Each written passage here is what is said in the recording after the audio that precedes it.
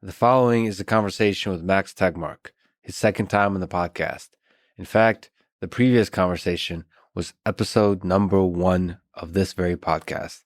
He is a physicist and artificial intelligence researcher at MIT, co-founder of the Future of Life Institute, and author of Life 3.0, Being Human in the Age of Artificial Intelligence.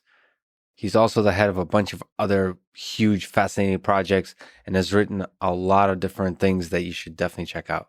He has been one of the key humans who has been outspoken about long-term existential risks of AI and also its exciting possibilities and solutions to real-world problems.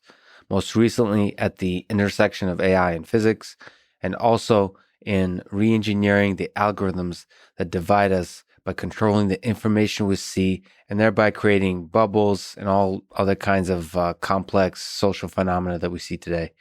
In general, he's one of the most passionate and brilliant people I have the fortune of knowing. I hope to talk to him many more times on this podcast in the future. Quick mention of our sponsors: the Jordan Harbinger Show, Four Sigmatic Mushroom Coffee, BetterHelp Online Therapy, and ExpressVPN. So the choice is wisdom, caffeine, sanity, or privacy. Choose wisely, my friends. And if you wish, click the sponsor links below to get a discount and to support this podcast. As a side note, let me say that much of the researchers in the machine learning and artificial intelligence communities do not spend much time thinking deeply about existential risks of AI. Because our current algorithms are seen as useful but dumb, it's difficult to imagine how they may become destructive to the fabric of human civilization in the foreseeable future. I understand this mindset, but it's very troublesome. To me, this is both a dangerous and uninspiring perspective, reminiscent of a lobster sitting in a pot of lukewarm water that a minute ago was cold. I feel a kinship with this lobster. I believe that already the algorithms that drive our interaction on social media have an intelligence and power that far outstrip the intelligence and power of any one human being. Now really is the time to think about this, to define the trajectory of the interplay of technology and human beings in our society.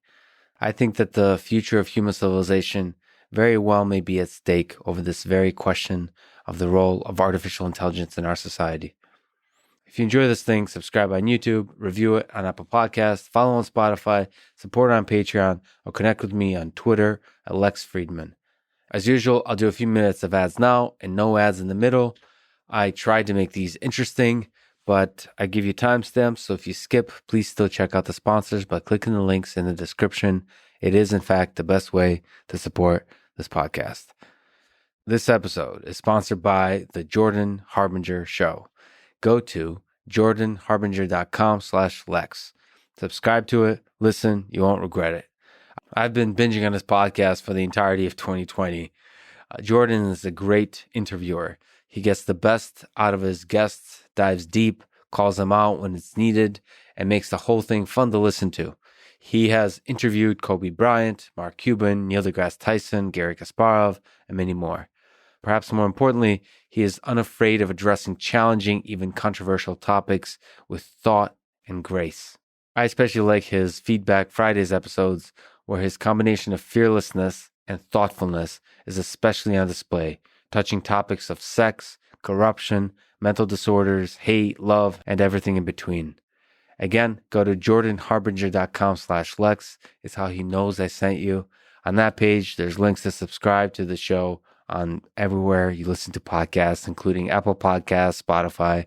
If you're listening to this, I'm sure you know how this works.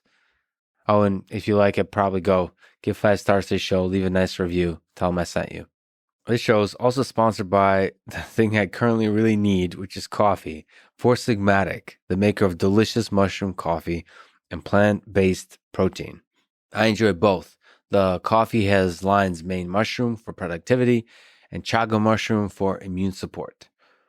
The plant-based protein has immune support as well and tastes delicious, which I think honestly, at least for me, is the most important quality of both protein and coffee. Supporting your immune system is one of the best things you can do now to stay healthy in this difficult time for the human species. Not only does Four Sigmatic always have a 100% money-back guarantee, but right now you can try their amazing products for up to 50% off. And on top of that, you get extra discounts for just the listeners of this podcast if you go to foursigmatic.com/Lex. That's foursigmatic.com/Lex. This episode is sponsored by BetterHelp, spelled HELP. Help. I always think about the movie Castaway when I spell out the word help. Okay, they figured out what you need and match you with a licensed professional therapist in under 48 hours. I chat with a person on there and enjoy it. Of course, I also have been talking to over the stretch of 2020 and looks like 2021 as well to David Goggins, who's definitely not a licensed professional, or some would say sane, but he does help me meet his and my demons and become comfortable to exist in their presence. This is just my view, but I think mental struggle is essential for creation. But I think you can struggle in a way that's controlled and done beautifully, as opposed to in a way that destroys you. I think therapy can help in this, and BetterHelp is a good option for that. They're easy, private, affordable, available worldwide. You can communicate by text anytime and schedule a weekly audio and video session. To give a shout out to the two OGs, my two favorite psychiatrists, Sigmund Freud and Carl Jung. When I was younger, their work was important in my intellectual development. Anyway, check out betterhelp.com/Lex. That's betterhelp.com/Lex. This show is also sponsored by ExpressVPN. It provides privacy in your digital life. Without VPN, your internet service provider can see every site you've ever visited, keeping a log of every single thing you did online. So your internet provider like AT&T or Comcast is allowed to store those logs and sell this data to anyone. That's why you should use ExpressVPN as much as possible. I do it. You should consider doing it as well. They don't keep any logs. They audit their tech by external companies. These guys are legit. I think this topic and VPNs certainly are especially relevant now when the power of social media firms and ISPs was made apparent with a wave of deplatforming actions. We need to use tools that lessen the power of these centralized entities. I use ExpressVPN as just one example of such a tool. Go to expressvpn.com/LexPod to get an extra 3 months free on a 1-year package. There's a big red button if you enjoy those kinds of things. I certainly do. Okay, that's expressvpn.com/LexPod. Sign up for the privacy and the big red button. That's expressvpn.com/LexPod. And now, here's my conversation with Max Tegmark.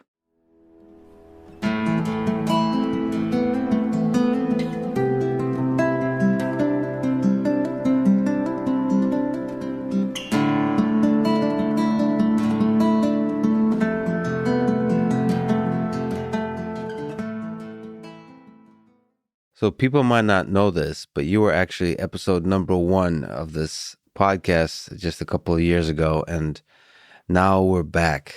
And it so happens that a lot of exciting things happened in both physics and artificial intelligence, both fields that you're super passionate about.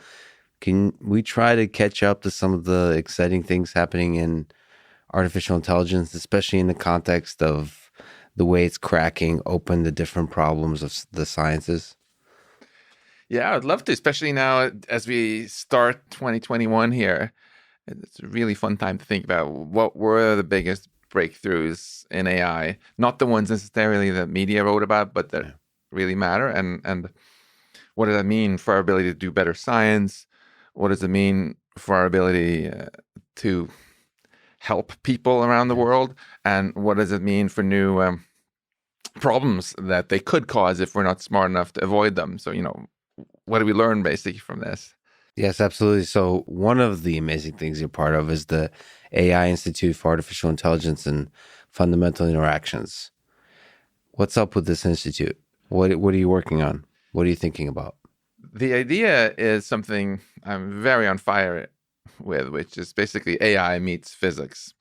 And, it's been almost 5 years now since I shifted my own MIT research from physics to machine learning. And in the beginning, I noticed a lot of my colleagues, even though they were polite about it, were like kind of, what is Max doing? What is this weird stuff? He's lost his mind.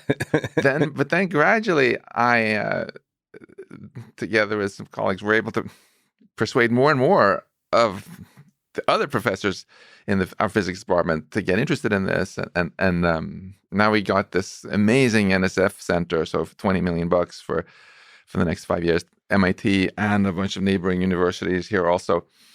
And I noticed now those colleagues who were looking at me funny have stopped asking what the point is of this, because it's becoming more clear.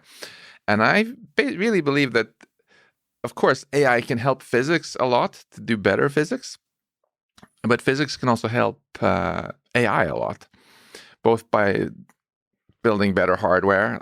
My colleague Marin Soljacic, for example, is working on an optical chip for much faster machine learning, where the computation is done not by moving electrons around, but by moving photons around. Dramatically less energy use, faster, better. We can also help AI a lot, I think, by having a different set of tools and a different, maybe more audacious attitude. AI has, to a significant extent, been an engineering discipline where you're just trying to make things that work, and being more interested in maybe selling them than in figuring out exactly how they work and proving theorems about that they will always work, right? Yeah. Contrast that with physics. When Elon Musk sends a rocket to the International Space Station, they didn't just train with machine learning. Oh, let's fire it a little bit more to the left, a bit more to the right. Oh, that also missed. Let's try here. No, we figured out Newton's laws of gravitation and got other things, and got a really deep fundamental understanding. And that's what gives us such confidence in rockets. And my vision is that in the future, all machine learning systems that actually have impact on people's lives will be understood at a really, really deep level, right? So we trust them not because some sales rep told us to, but because they've earned our trust. We can, in really safety critical things, even prove that they will always do, what we expect them to do. That's very much the physics mindset. So it's interesting if you look at big breakthroughs that have happened in machine learning this year, from dancing robots, is pretty fantastic. Not just because it's cool, but if you just think about not that many years ago, this YouTube video at this DARPA challenge where the MIT robot comes out of the car and face plants. Yeah. How far we've come in just a few years. Similarly, AlphaFold 2, crushing the protein folding problem. We can talk more about implications for medical research and stuff, but hey, that's huge progress.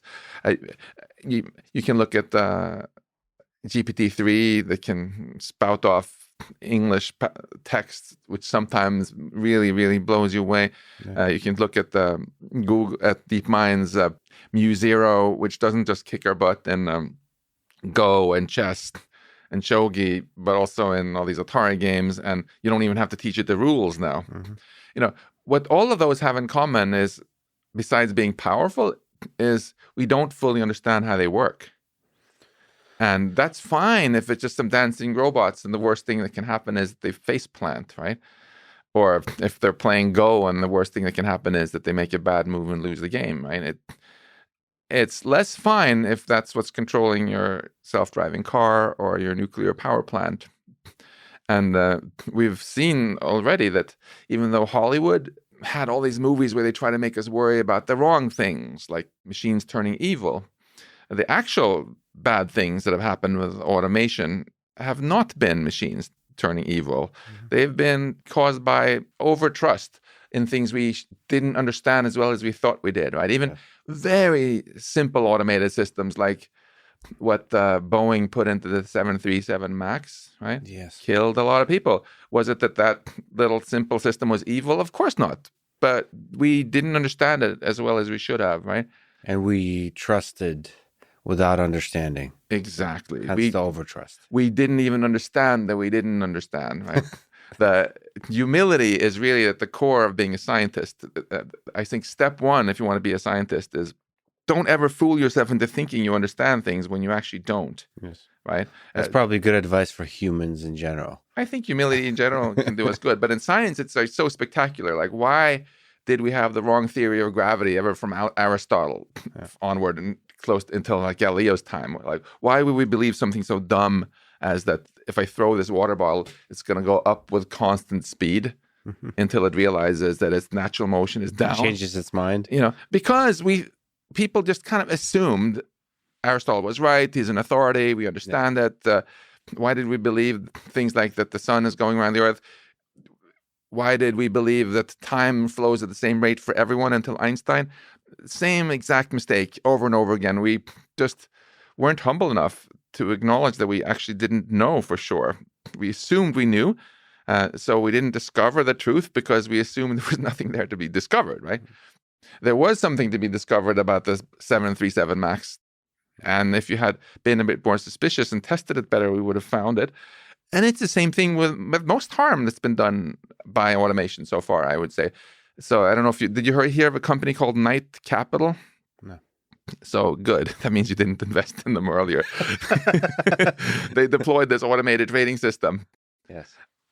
All nice and shiny. They didn't understand it as well as they thought. And it went about losing $10 million per minute. Yeah. For 44 minutes straight. No. Until someone presumably was like, oh no, shut this off. Was it evil?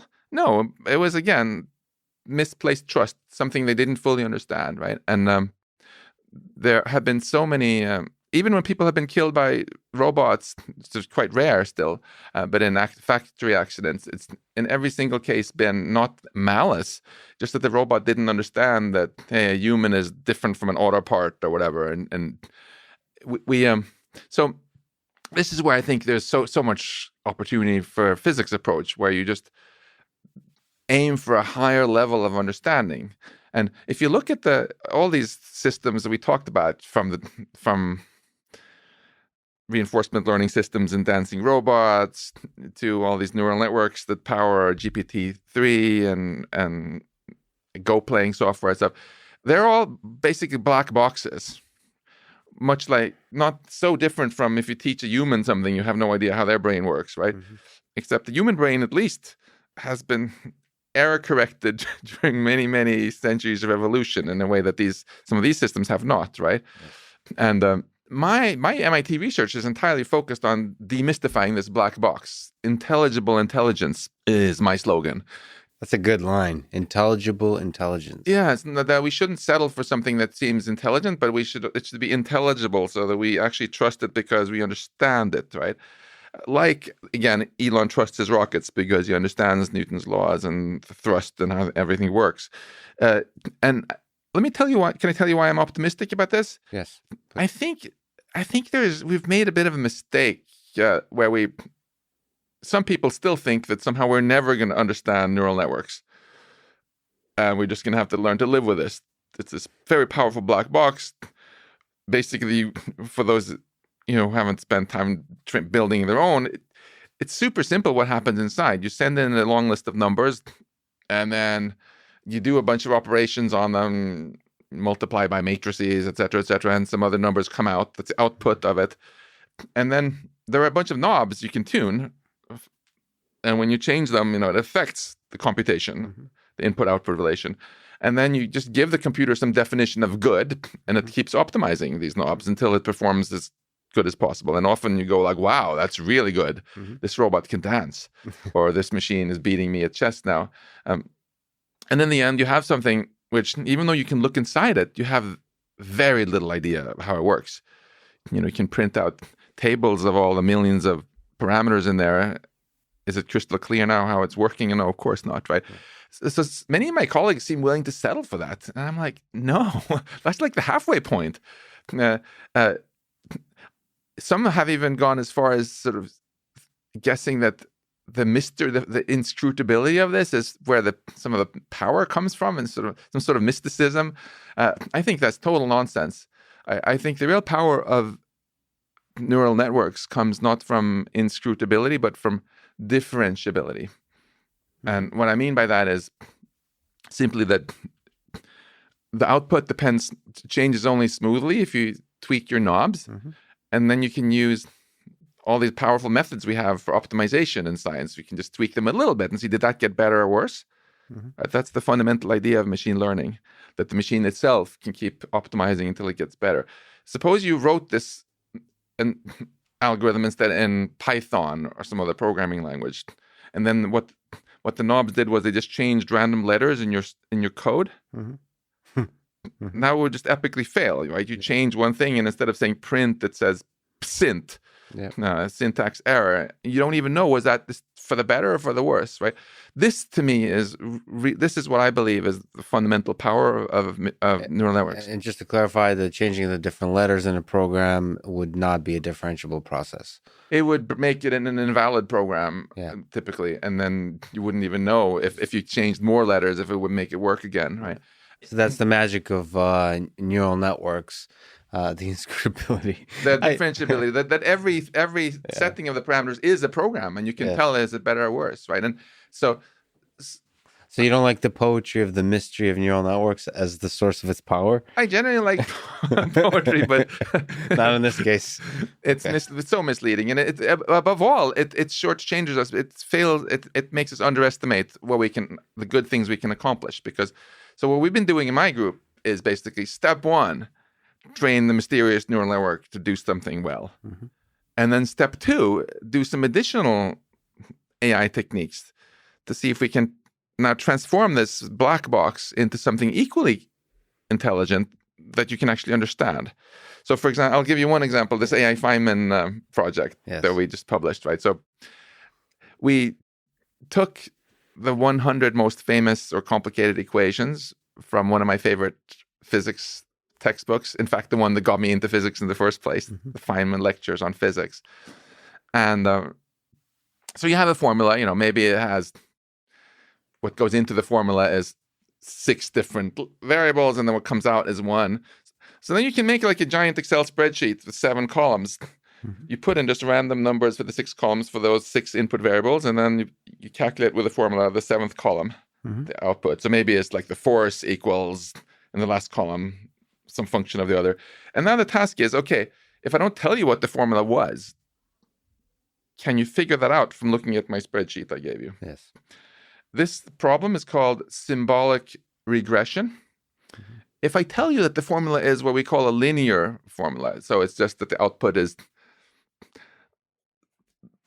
some sum of all the things inputted times some constants, that's a famous, easy problem we can solve. We do it all the time in science and engineering. But the general one, if it's more complicated functions with logarithms or cosines or other math, it's a very, very hard one and probably impossible to do fast in general, just because the number of formulas with n symbols just grows exponentially, just like the number of passwords you can make grow dramatically with length. But we had this idea that if you first have a neural network that can actually approximate the formula, you just trained it, even if you don't understand how it works, that can be a first step towards actually understanding how it works. So that's what we do first.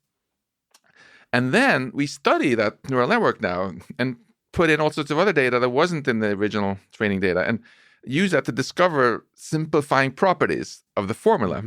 And that lets us break it apart often into many simpler pieces in a kind of divide and conquer approach. So we were able to solve all of those 100 formulas, discover them automatically, plus a whole bunch of other ones. And it's actually kind of humbling to see that this code, which anyone who wants now is listening to this can type pip install AI Feynman on their computer and run it. It can actually do what Johannes Kepler spent 4 years doing when he stared at Mars data. Until he's like, finally, eureka, this is an ellipse. This will do it automatically for you in 1 hour, right? Or Max Planck, he was looking at how much radiation comes out from at different wavelengths from a hot object and discovered the famous black body formula. This discovers it automatically. I'm actually excited about seeing if we can discover not just old formulas again, but new formulas that no one has seen before. I do like this process of using kind of a neural network to find some basic insights and then dissecting the neural network to then gain the final. So that's in that way you've forcing the explainability issue. Really trying to analyze a neural network for the things it knows in order to come up with the final, beautiful, simple theory underlying the Yeah. whole the initial system that you were looking at. I love that. And the reason I'm so optimistic that it can be generalized to so much more is because that's exactly what we do as Right. human scientists. Think of Galileo, whom we mentioned, right? I bet when he was a little kid, if his dad threw him an apple, he would catch it. Mm-hmm. Why? Because he had a neural network in his brain that he had trained to predict the parabolic orbit of apples that are thrown Mm-hmm. under gravity. If you throw a tennis ball to a dog, it also has this same ability of deep learning to figure out how the ball is going to move and catch it. But Galileo went one step further when he got older.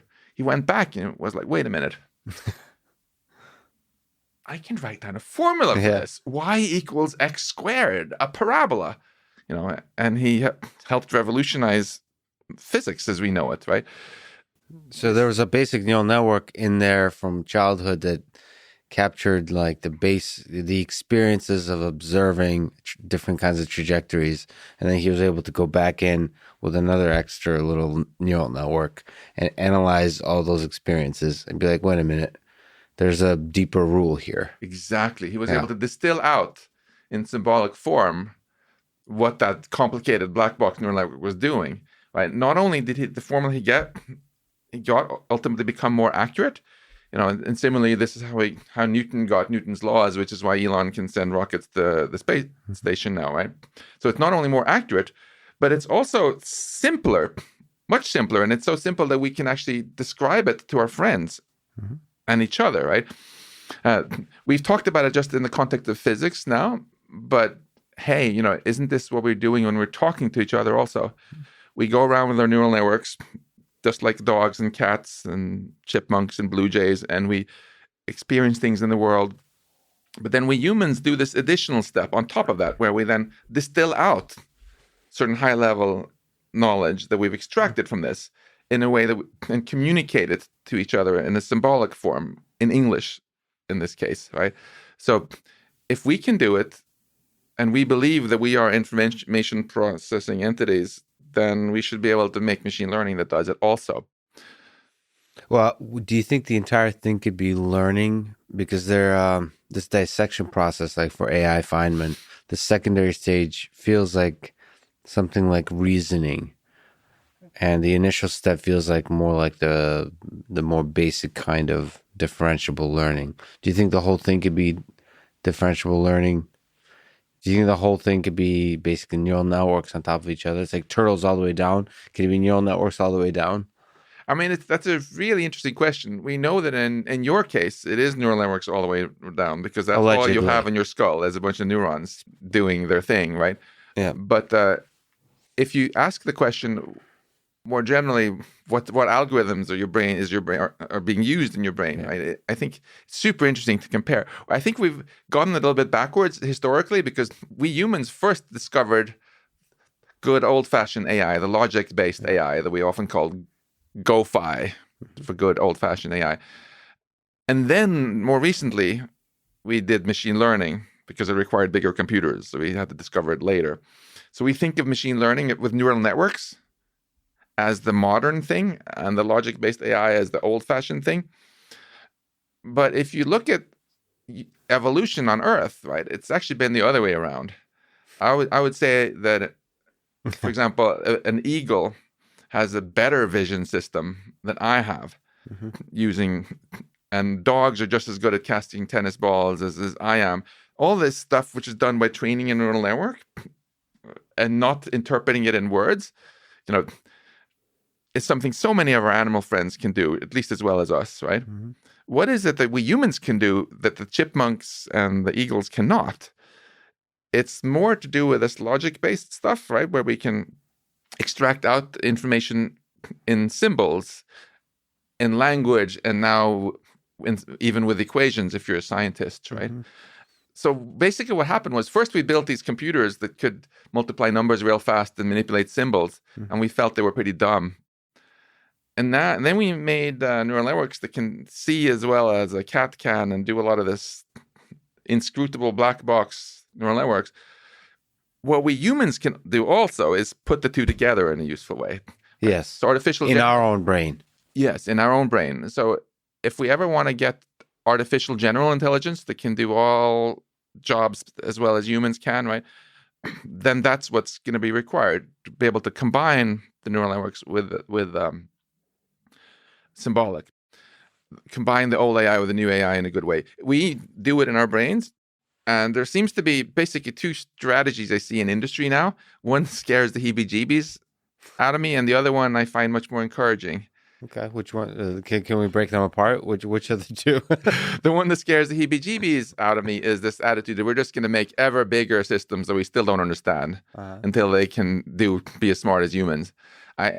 What could possibly go wrong? Right? Yeah. I think it's just such a reckless thing to do, and unfortunately. And if we actually succeed as a species to build artificial general intelligence, then we still have no clue how it works.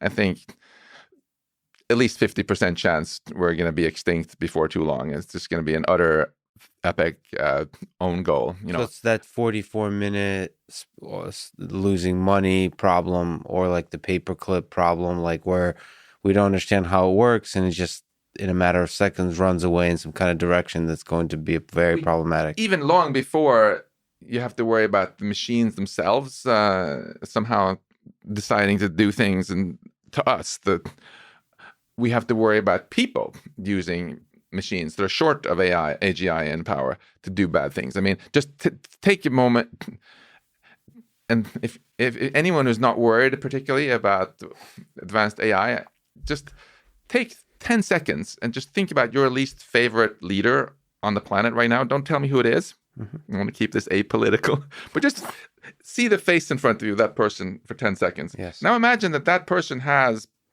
this incredibly powerful AI under their control and can use it to impose their will on the whole planet. How does that make you feel?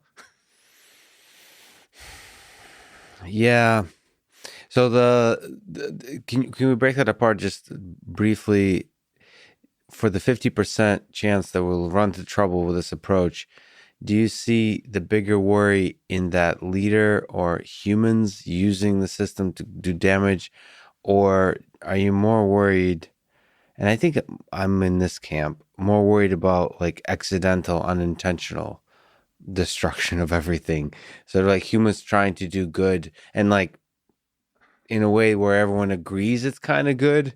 It's just they're trying to do good without understanding. Because I think every evil leader in history to some degree, thought they're trying to do good. Oh yeah, I'm sure Hitler thought he was doing good. Yeah, he was trying to do good too. I've been reading a lot about Stalin. I'm sure Stalin he legitimately thought that communism was good for the world and that he was doing good. I think Mao Zedong thought what he was doing with a great leap forward was good too. Yeah, I'm actually concerned about both of those. Before I promise to answer this in detail, but before we do that, let me finish answering the first question, because I told you that there were two different routes we could get to artificial general intelligence, and one scares the heebie-jeebies out of me, which is this one where we build something, we just say bigger neural networks, ever more hardware, and just train the heck out of more data, and poof, now it's very powerful. That, I think, is the most unsafe and reckless approach.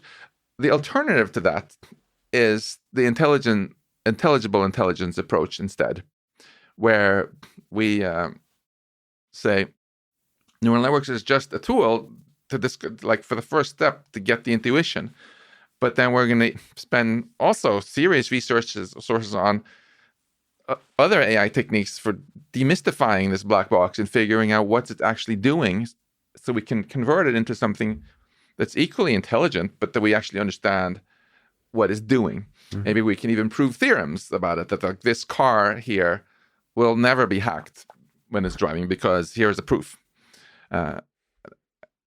There is a whole science of this. It doesn't work for neural networks that are big black boxes, but it works well in more certain other kinds of codes, right? Mm-hmm. That approach, I think, is much more promising. That's exactly why I'm working on it, frankly. Not just because I think it's cool for science, but because I think the more we understand, I mean, these systems, the better the chances that we can make them do the things that are good for us, that are actually intended, not unintended. So you think it's possible to prove things about something as complicated as a neural network? That's the hope? Well, ideally, I mean, there's no reason it has to be a neural network in the end either, right? Like Right. we discovered Newton's laws of gravity with a neural network in Newton's head, Yes. but that's not the way it's programmed into the navigation system of Elon Musk's rocket anymore. Right. It's written in C++, or I don't know what language he uses exactly. Yeah. And then there are software tools called symbolic verification. DARPA and the US and military has done a lot of really great research on this, because they really want to understand that when they build weapon systems, they don't just go fire at random or malfunction, right? And there's even a whole operating system called Cell 3 that's been developed by a DARPA grant, where you can actually mathematically prove that this thing can never be hacked. Wow. One day, I hope that will be something you can say about the OS that's running on our laptops too. As you know, we're not there, but I think we should be ambitious, frankly. Yeah. And if we can use machine learning to help do the proofs and so on as well, right? Then it's much easier to verify that a proof is correct than to come up with a proof in the first place. That's really the core idea here. If someone comes on your podcast and says they proved the Riemann hypothesis or some new sensational new theorem, it's much easier for someone else to take some smart math grad students to check, oh, there's an error here on equation 5, or this really checks out, than it was to discover the proof. Yeah, although some of those proofs are pretty complicated, but yes, it's still nevertheless much easier to verify the proof. I love the optimism. You know, we kind of, even with the security of systems, there's a kind of cynicism that pervades people who think about this, which is like, oh, it's hopeless. I mean, in the same sense, exactly like you're saying when neural networks, oh, it's hopeless to understand what's happening. With security, people are just like, well, there's always going to be attack vectors and like ways to attack the system. But you're right, we're just very new with these computational systems. We're new with these intelligent systems, and it's not out of the realm of possibility. Just like people that understand the movement of the stars and the planets and so on. Yeah, it's entirely possible that like within, hopefully soon, but it could be within 100 years, we start to have an obvious like laws of gravity about intelligence. Yeah. And God forbid about consciousness too. That one is agreed. You know, I think, of course, if you're selling computers that get hacked a lot, that's in your interest as a company, that people think it's impossible to make it safe. So nobody's going to get the idea of suing you. But I want to really inject optimism here. It's absolutely possible to do much better than we're doing now. And your laptop does so much stuff. You don't need the music player to be super safe in your future self-driving car, right? If someone hacks it and starts playing music you don't like, the world won't end. But what you can do is you can break out and say that the drive computer that controls your safety must be completely physically decoupled entirely from the entertainment system. And it must physically be such that it can't take on over-the-air updates while you're driving. And it can have ultimately some operating system on it, which is symbolically verified and proven that it's always going to do what it's supposed to do, right? And we can basically have, and companies should take that attitude too. They should look at everything they do and say, what are the few systems in our company that threaten the whole life of the company if they get hacked, and have the highest standards for them. And then they can save money by going for the El Cheapo, poorly understood stuff for the rest. This is very feasible, I think. And coming back to the bigger question about that you worried about, that there'll be unintentional failures, I think there are two quite separate risks here, right? We talked a lot about one of them, which is that the goals are noble of the human. Mm-hmm. The human says, I want this airplane to not crash, because this is not Muhammad Atta now flying the airplane, right? And now there's this technical challenge of making sure that the autopilot is actually going to behave as the pilot wants. If you set that aside, there's also the separate question: how do you make sure that the goals of the pilot are actually aligned with the goals of the passenger? How do you make sure very much more broadly that if we can all agree as a species that we would like things to kind of go well for humanity as a whole, that the goals are aligned here, the alignment problem. And there's been a lot of progress in the sense that there's suddenly huge amounts of research going on about it. I'm very grateful to Elon Musk for giving us that money 5 years ago so we could launch the first research program on technical AI safety and alignment. There's a lot of stuff happening. But I think we need to do more than just make sure little machines do always what their owners do. That wouldn't have prevented September 11 if Mohammed Atta said, okay, autopilot, please fly into World Trade Center, and it's like, okay. That even happened in a different situation. There was this depressed pilot named Andreas Lubitz, right, who told his Germanwings passenger jet to fly into the Alps. He just told the computer to change the altitude to 100 meters or something like that. And you know what the computer said? What? Okay. And it had the freaking topographical map of the Alps in there. It had GPS, everything. No one had bothered teaching it even the basic kindergarten ethics of like, no, we never want airplanes to fly into mountains under any circumstances. And so we have to think beyond just the technical issues and think about how do we align in general incentives on this planet for the greater good. So starting with simple stuff like that, every airplane that has a computer in it should be taught whatever kindergarten ethics it's smart enough to understand. Like, no, don't fly into fixed objects. If the pilot tells you to do so, then go on autopilot mode, send an email to the cops, and land at the nearest airport. Any car with a forward-facing camera should just be programmed by the manufacturer so that it will never accelerate into a human ever. That would avoid things like the Nice attack and many horrible terrorist vehicle attacks where they deliberately did that, right?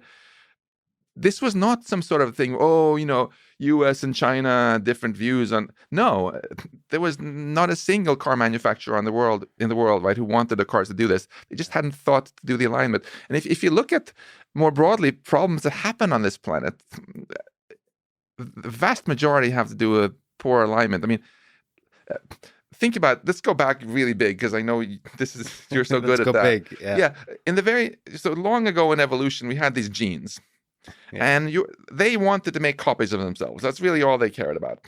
So some genes said, hey, I'm going to build a brain on this body I'm in so that I can get better at making copies of myself. Yes. And then they decided, for their benefit, to get copied more, to align your brain's incentives with their incentives. So it didn't want you to starve to death, so it gave you an incentive to eat.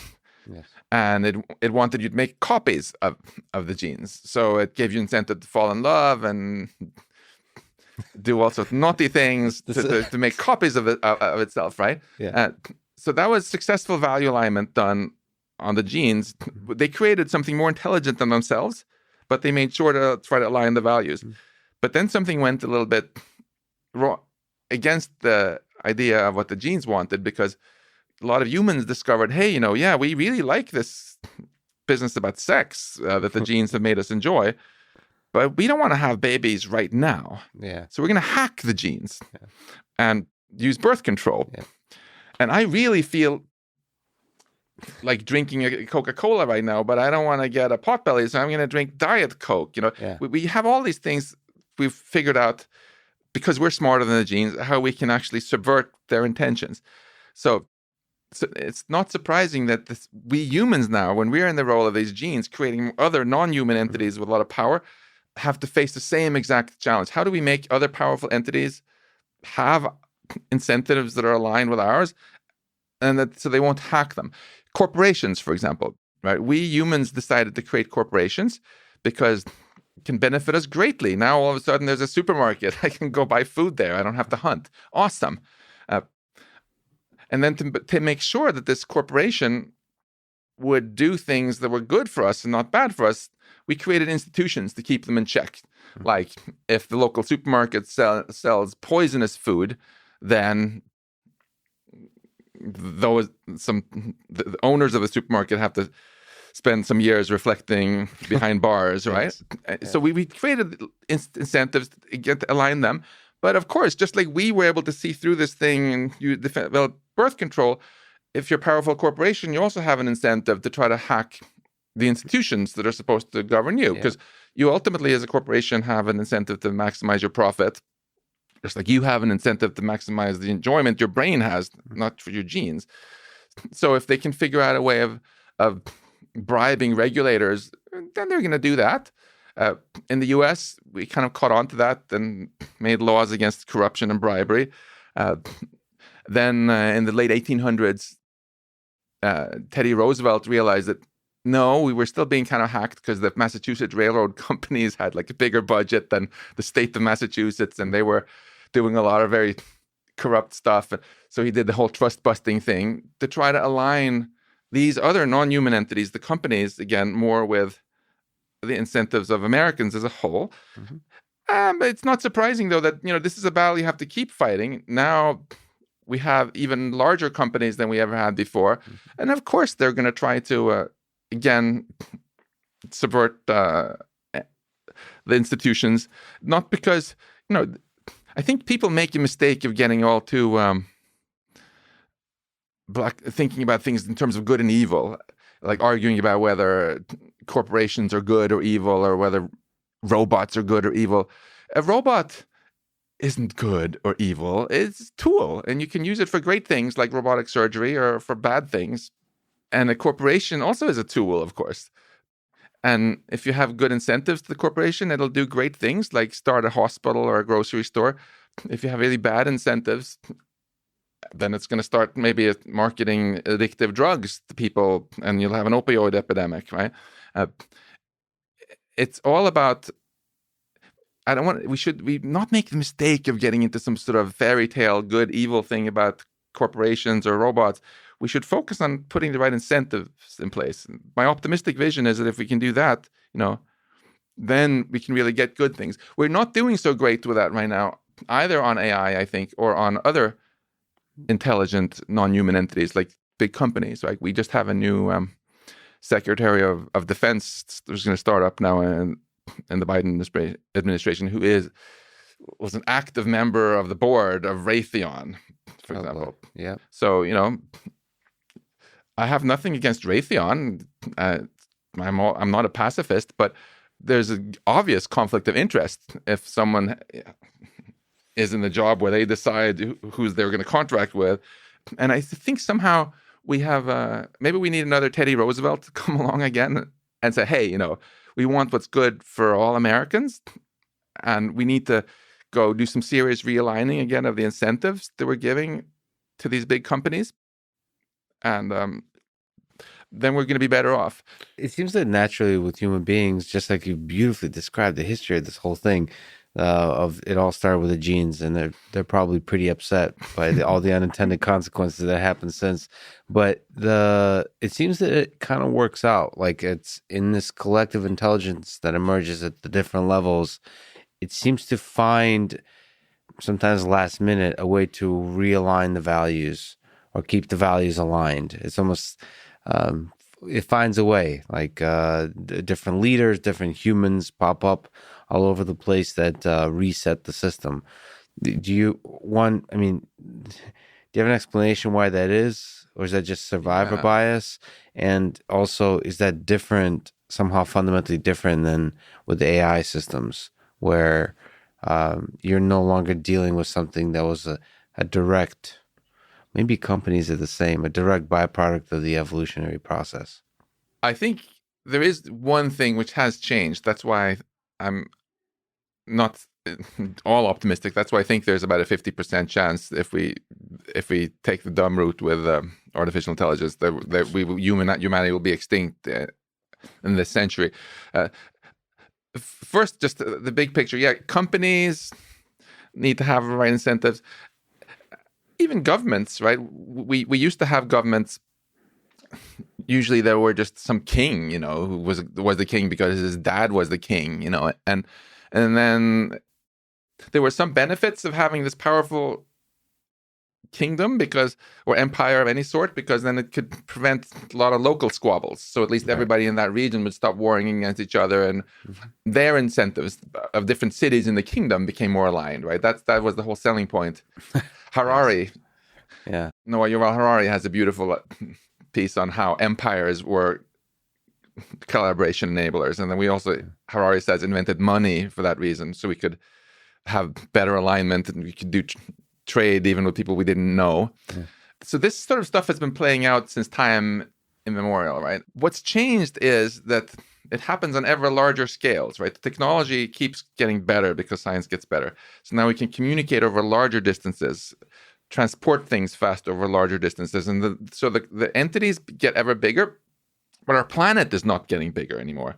So in the past, you could have one experiment that just totally screwed up, like Easter Island, where they actually managed to have such poor alignment that when they went extinct, people there was no one else to come back and replace them, right? If Elon Musk doesn't get us to Mars and then we go extinct on a global scale, then we're not coming back. That's the fundamental difference.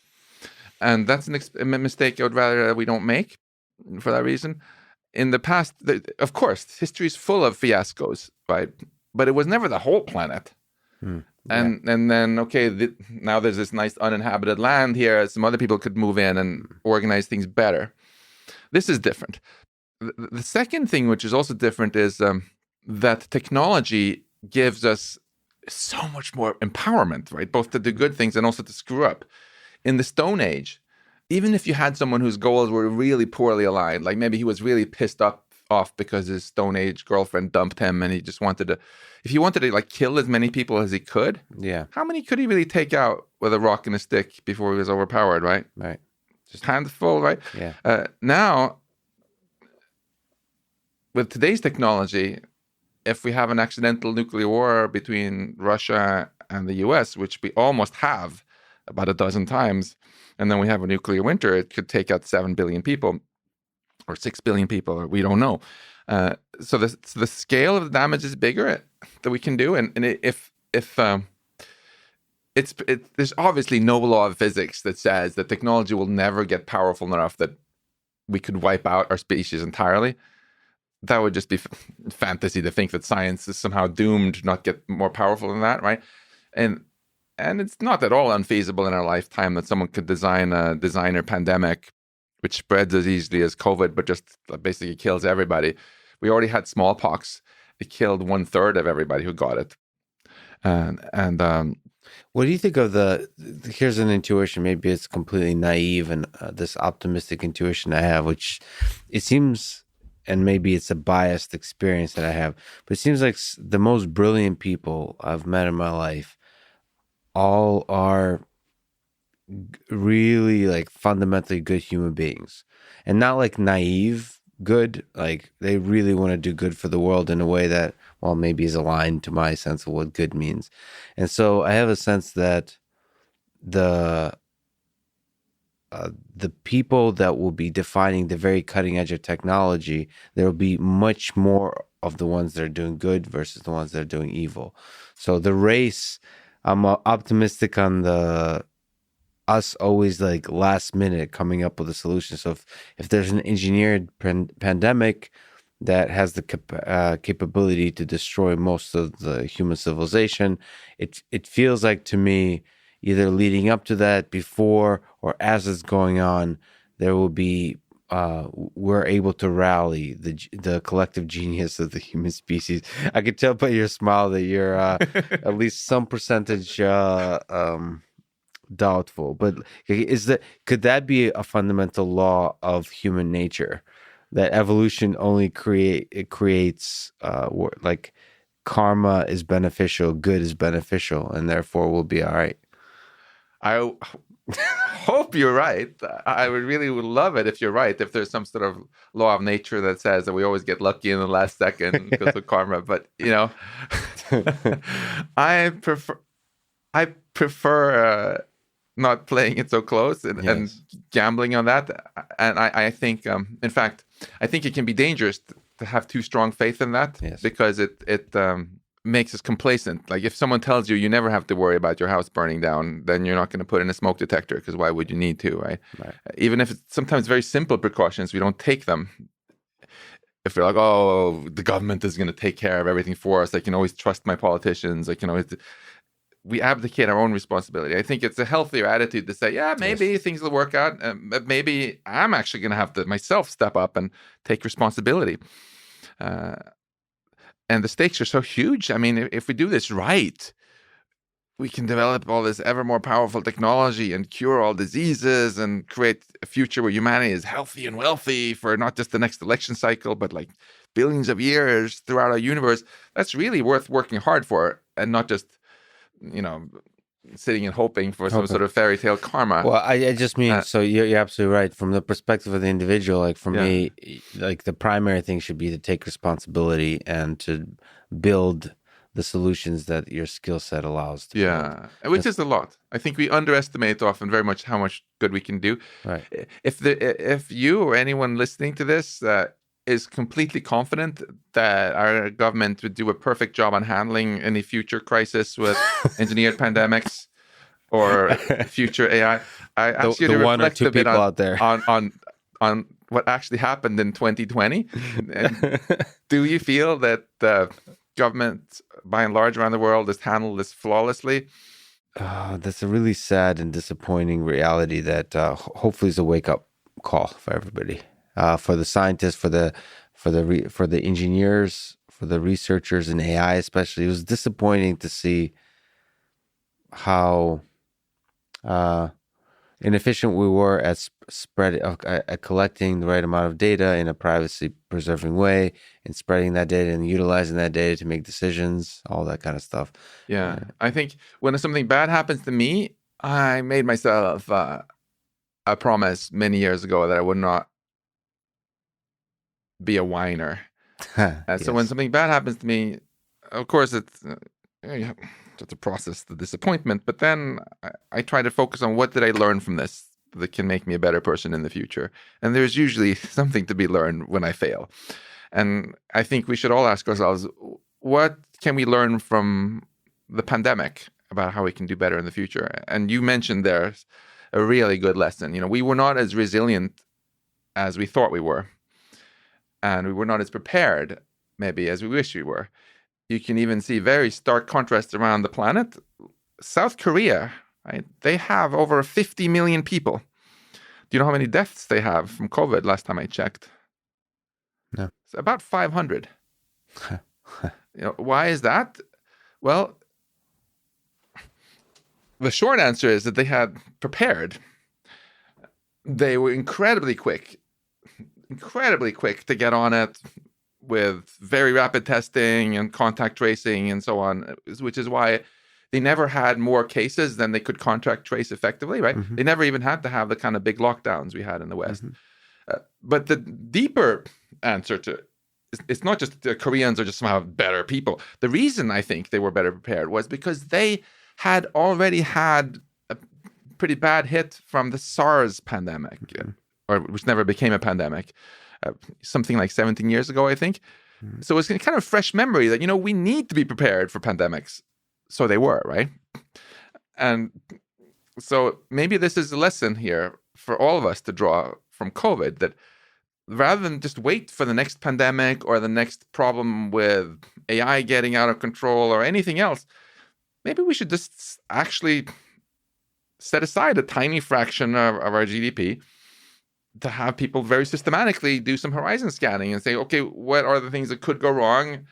And let's duke it out and see which are the more likely ones and which are the ones that are actually actionable, and then be prepared.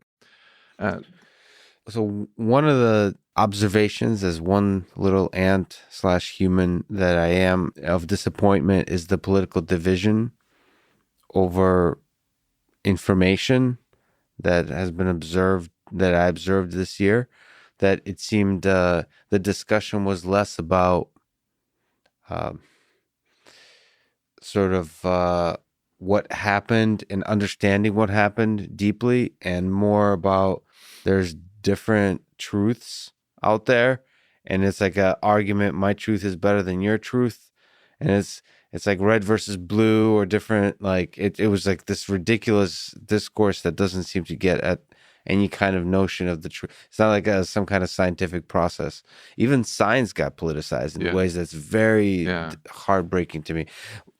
You have an exciting project on the AI front of trying to rethink you mentioned corporations. There's one of the other collective intelligence systems that have emerged through all of this is social networks, and just the internet is the spread of information on the internet, our ability to share that information. There's all different kinds of news sources and so on.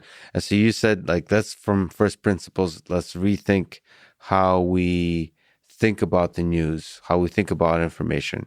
Can you talk about this amazing effort that you're undertaking? Oh, I'd love to. This has been my big COVID project. I've spent nights and weekends on ever since the lockdown. To segue into this, actually, let me come back to what you said earlier, that you had this hope that in your experience, people who you felt were very talented were often idealistic and wanted to do good. Frankly, I feel the same about all people, by and large. There are always exceptions, but I think the vast majority of everybody, regardless of education and whatnot, really are fundamentally good, right? So how can it be that people still do so much nasty stuff, right? Mm-hmm. I think it has everything to do with this, with the information that we're given. Yes. You know, if you go into Sweden 500 years ago and you start telling all the farmers that those Danes in Denmark, they're so terrible people, you know, and we have to invade them. Yes. Because they've done all these terrible things that you can't fact check yourself. A lot of people, Swedes, did that, right? We're seeing so much of this today in the world, both geopolitically, you know, where we are told that China is bad and Russia is bad and Venezuela is bad, and people in those countries are often told that we are bad, and we also see it at a micro level. You know, where people are told that, oh, those who voted for the other party are bad people. It's not just an intellectual disagreement, but they're bad people. And we're getting ever more divided. And so how do you reconcile this with this intrinsic goodness in people? I think it's pretty obvious that it has, again, to do with this, with the information that we're fed and given, right? We evolved to live in small groups where you might know 30 people in total, right? So you then had a system that was quite good for assessing who you could trust and who you could not. And if someone told you that, you know, Joe there is a jerk, but you had interacted with him yourself and seen him in action, and you would quickly realize maybe that that's actually not quite accurate, right? But now that the most people on the planet are people we've never met, it's very important that we have a way of trusting the information we're given. And so, okay, so where does the news project come in? Well, throughout history, you can go read Machiavelli, you know, from the 1400s, and you'll see how already then they were busy manipulating people with propaganda and stuff. Propaganda is not new at all. And the incentives to manipulate people is just not new at all. What is it that's new? What's new is machine learning meets propaganda. That's what's new. That's why this has gotten so much worse. You know, some people like to blame certain individuals. Like in my liberal university bubble, many people blame Donald Trump and say it was his fault. I see it differently. I think Donald Trump just had this extreme skill at playing this game in the machine learning algorithm age. A game he couldn't have played, 10 years ago. So what's changed? What's changed is, well, Facebook and Google and other companies, and I'm not bad-mouthing them. I have a lot of friends who work for these companies, good people. They deployed machine learning algorithms just to increase their profit a little bit, to just maximize the time people spent watching ads. And they had totally underestimated how effective they were going to be. This was, again, the black box, non-intelligible intelligence. Mm-hmm. They just noticed, oh, we're getting more ad revenue. Great. It took a long time until they even realized why and how damaging this was for society. Because, of course, what the machine learning figured out was that the by far most effective way of gluing you to your little rectangle was to show you things that triggered strong emotions, anger, etc., resentment. And if it was true or not didn't really matter. It was also easier to find stories that weren't true if you weren't limited. That's just a limitation to show people. That's a very limiting factor. And before long, we got these amazing filter bubbles on a scale we had never seen before. Yeah. Couple this to the fact that also the online news media were so effective that they killed a lot of print journalism. There's less than half as many journalists now in America, I believe, as there was, a generation ago. You just couldn't compete with the online advertising. So all of a sudden, most people are not even reading newspapers. They get their news from social media.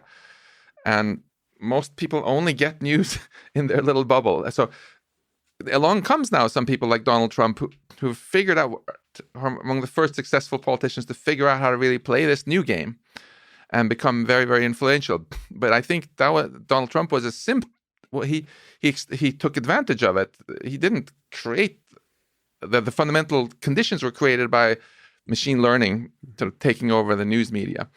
So this is what motivated my little COVID project here. So, I said before, machine learning and tech in general is not evil, but it's also not good. It's just a tool that you can use for good things or bad things. And as it happens, machine learning in news was mainly used by the big players, big tech, to manipulate people into watch as many ads as possible, which had this unintended consequence of really screwing up our democracy and fragmenting it into filter bubbles.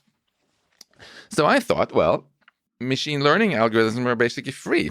They can run on your smartphone for free also if someone gives them away to you, right? There's no reason why they only have to help the big guy to manipulate the little guy. They can just as well help the little guy to see through all the manipulation attempts from the big guy. So did this project. It's called, you can go to improvethenews.org. The first thing we've built is this little news aggregator.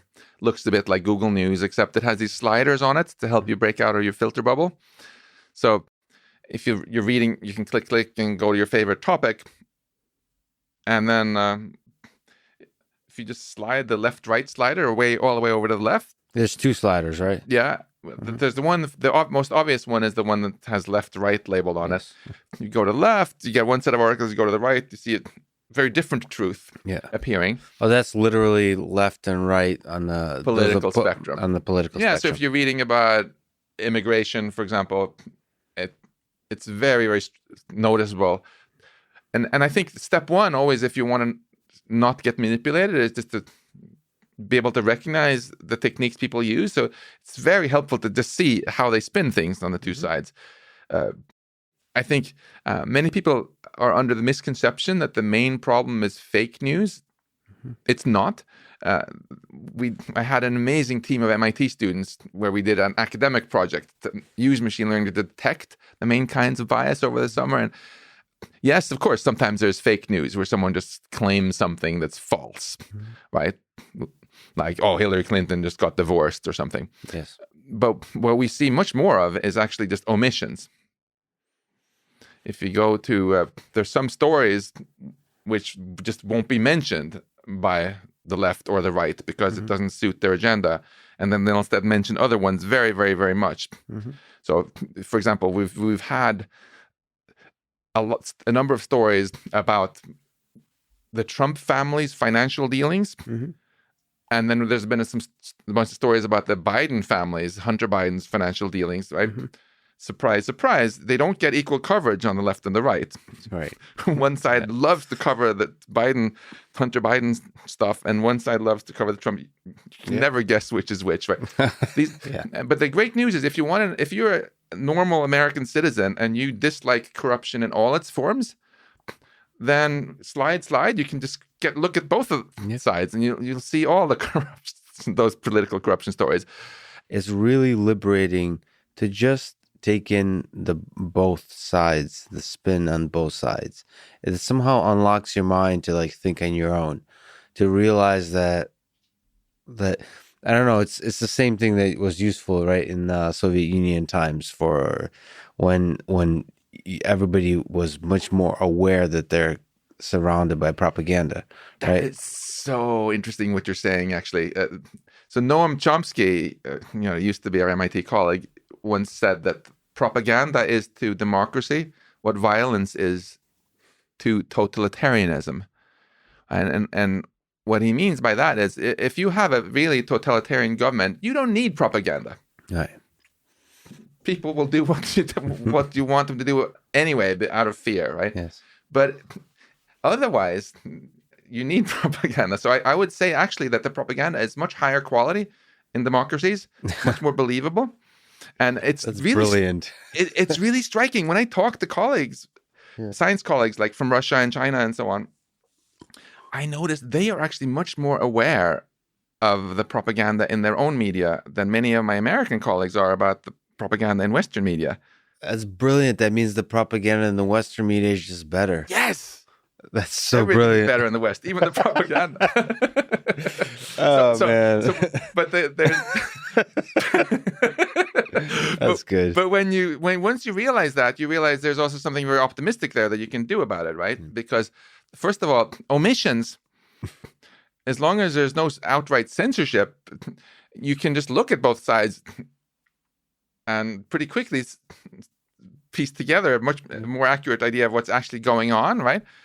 And develop a natural skepticism too. Yeah. Just an analytical, scientific mind about the way you take in the information. Yeah. And I think I have to say, sometimes I feel that some of us in the academic bubble are too arrogant about this and somehow think, oh, it's just people who aren't as educated that that's her fool. Yeah. When we are often just as gullible also, we read only our media and don't see through things. Anyone who looks at both sides like this and compares a little will immediately start noticing the shenanigans being pulled. And I think what I try to do with this app is that the big tech has to some extent tried to blame the individual for being manipulated, much like big tobacco tried to blame the individuals entirely for smoking. Mm-hmm. And then later on, our government stepped up and said, actually, you can't just blame little kids for starting to smoke. We have to have more responsible advertising and this and that. I think it's a bit the same here. It's very convenient for big tech to blame. So it's just people who are so dumb and get fooled. Yeah. The blame usually comes in saying, oh, it's just human psychology. People just want to hear what they already believe. But Professor David Rand at MIT actually partly debunked that with a really nice study showing that people tend to be interested in hearing things that go against what they believe if it's presented in a respectful way. Like, suppose, for example, that you have a company and you're just about to launch this project and you're convinced it's going to work. And someone says, Lex, I hate to tell you this, but this is going to fail, and here's why. Would you be like, shut up, I don't want to hear it? La, la, la, la, la, la, la, la. Yeah. Would you? You would be interested, right? Yes. And also, if you're on an airplane, back in the pre-COVID times, and the guy next to you is clearly from the opposite side of the political spectrum, but is very respectful and polite to you, wouldn't you be kind of interested to hear a bit about how he or she thinks about things? Of course. Right? But it's not so easy to find out respectful disagreement now, because, like, for example, if you are a Democrat and you're like, oh, I want to see something on the other side, so you just go Breitbart.com. Mm-hmm. And then after the first 10 seconds, you feel deeply insulted by something, and it's not going to work. Or if you take someone who votes Republican and they go to something on the left and they just get very offended very quickly by them having put a deliberately ugly picture of Donald Trump on the front page or something, it doesn't really work. So this news aggregator also has this nuance slider, mm-hmm. which you can pull to the right, and then to make it easier to get exposed to actually more sort of academic style or more respectful mm-hmm. That's brilliant. Portrayals of different views. And finally, the one kind of bias I think people are mostly aware of is the left-right, right? Mm-hmm. Because it's so obvious, because both left and right are very powerful here, right? Both of them have well-funded TV stations and newspapers, and it's kind of hard to miss. But there's another one, the establishment slider, which is also really fun. I love to play with it. And that's more about corruption. Yes. Because if you have a society where almost all the powerful entities want you to believe a certain thing, that's what you're going to read in both the big media, mainstream media on the left and on the right, of course. and powerful companies can push back very hard. Like tobacco companies pushed back very hard back in the day when some newspapers started writing articles about tobacco being dangerous, so that it was hard to get a lot of coverage about it initially. And also, if you look geopolitically, right? Of course, in any country, when you read their media, you're mainly going to be reading a lot of articles about how our country is the good guy and the other countries are the bad guys, right? So if you want to have a really more nuanced understanding, like the Germans used to be told that the British used to be told that the French were the bad guys, and the French used to be told that the British were the bad guys. Now they visit each other's countries a lot and have a much more nuanced understanding. I don't think there's going to be any more wars between France and Germany. But on the geopolitical scale, it's just as much as ever, a big Cold War now, US, China, and so on. And if you want to get a more nuanced understanding of what's happening geopolitically, then it's really fun to look at this establishment slider, because it turns out there are tons of little newspapers, both on the left and on the right, who sometimes challenge establishment and say, maybe we shouldn't actually invade Iraq right now. Maybe this weapons of mass destruction thing was BS. If you look at the journalism research afterwards, you can actually see that quite clearly, that both CNN and Fox were very pro, let's get rid of Saddam, there are weapons of mass destruction. Then there were a lot of smaller newspapers. They were like, wait a minute, this evidence seems a bit sketchy, and maybe but of course, they were so hard to find. Most people didn't even know they existed, right? Yet it would have been better for American national security if those voices had also come up. I think it harmed America's national security, actually, that we invaded Iraq. And arguably, there's a lot more interest in that kind of thinking, too, from those small sources. So, like, when you say big, it's more about kind of the reach of the broadcast. But it's not big in terms of the interest. I think there's a lot of interest in that kind of anti-establishment or like skepticism towards, out of the box thinking. There's a lot of interest in that kind of thing. Do you see this news project or something like it being basically taking over the world as the main way we consume information? Like, how do we get there? Like, how do we, so, okay, the idea is brilliant. You're calling it your little project in 2020, but how does that become the new way we consume information? I hope, first of all, just to plant a little seed there, because normally the big barrier of doing anything in media is you need a ton of money, but this cost me no money at all. I've just been paying myself. You pay a tiny amount of money each month to Amazon to run the thing in their cloud. Yeah. There will never be any ads. The point is not to make any money off of it. And we just train machine learning algorithms to classify the articles and stuff. So it just kind of runs by itself. So if it actually gets good enough at some point that it starts catching on, it could scale.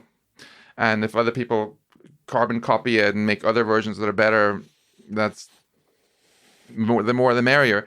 I think there's a real opportunity for machine learning to empower the individual against the powerful players.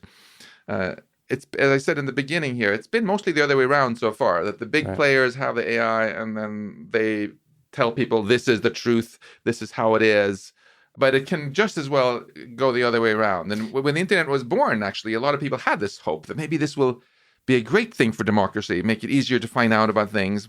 And maybe machine learning and things like this can actually help again. And I have to say, I think it's more important than ever now, right? Because this is very linked also to the whole future of life, as we discussed earlier, right? We're getting this ever more powerful tech, It's pretty clear if you look on the 1 or 2 generation, 3 generation timescale that there are only 2 ways this can end geopolitically. Yeah. Either it ends great for all humanity, or it ends terribly for all of us.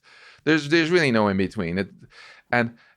We're so stuck in because technology knows no borders, and you can't have people fighting when the weapons just keep getting ever more powerful. Indefinitely. Eventually, the luck runs out, and right now we have. I love America, but the fact of the matter is, what's good for America is not opposite in the long term to what's good for other countries. it would be if this was some sort of zero-sum game like it was thousands of years ago, when the only way one country could get more resources was to take land from other countries, because that was basically the resource, right? Look at the map of Europe. Some countries kept getting bigger and smaller, endless wars. But then, since 1945, there hasn't been any war in Western Europe, and they all got way richer because of tech. So the optimistic outcome is that the big winner in this century is going to be America and China and Russia and everybody else, because technology just makes us all healthier and wealthier, and we just find some way of keeping the peace on this planet. But I think, unfortunately, there are some pretty powerful forces right now that are pushing in exactly the opposite direction and trying to demonize other countries, which is just makes it more likely that this ever more powerful tech we're building is going to be used in disastrous ways. Yeah, for aggression versus cooperation, that kind of thing. Yeah, even look at just military AI now, right? 20, it was so awesome to see these dancing robots. I loved it, right? But one of the biggest growth areas in robotics now is, of course, autonomous weapons, right? And 2020 was like the best marketing year ever for autonomous weapons, because in both Libya, civil war, and in Nagorno-Karabakh, they made the decisive difference, right? And everybody else is like watching this. Oh yeah, we want to build autonomous weapons too. In Libya, you had on one hand our ally, the United Arab Emirates, that were flying their autonomous weapons that they bought from China, bombing Libyans. And on the other side, you had our other ally, Turkey, flying their drones. And they had no skin in the game, any of these other countries. And of course, it was the Libyans who really got screwed. In Nagorno-Karabakh, you had actually, again, so now Turkey is sending drones built by this company that was actually founded by a guy who went to MIT Aeroastro. Do you know that? No. Bakrat Diyar? Yeah. So MIT has a direct responsibility for ultimately this. And a lot of civilians were killed there, and so because it was militarily so effective, now suddenly there's like a huge push. Oh yeah, let's go build ever more autonomy into these weapons, and it's going to be great.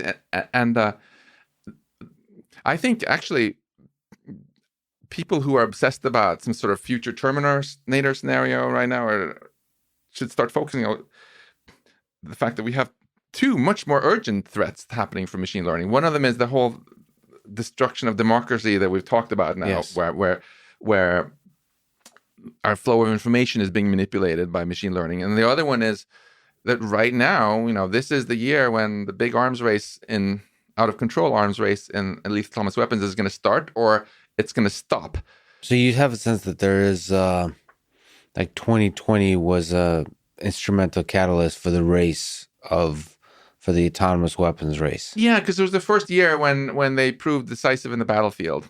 Oh, man. And these ones are still not fully autonomous. Mostly they're remote controlled, right? But we could very quickly make things about the size and cost of a smartphone, which you just put in the GPS coordinates or the face of the one you want to kill, a skin color or whatever, and it flies away and does it. And the real good reason why the US and all the other superpowers should put the kibosh on this is the same reason we decided to put the kibosh on bioweapons.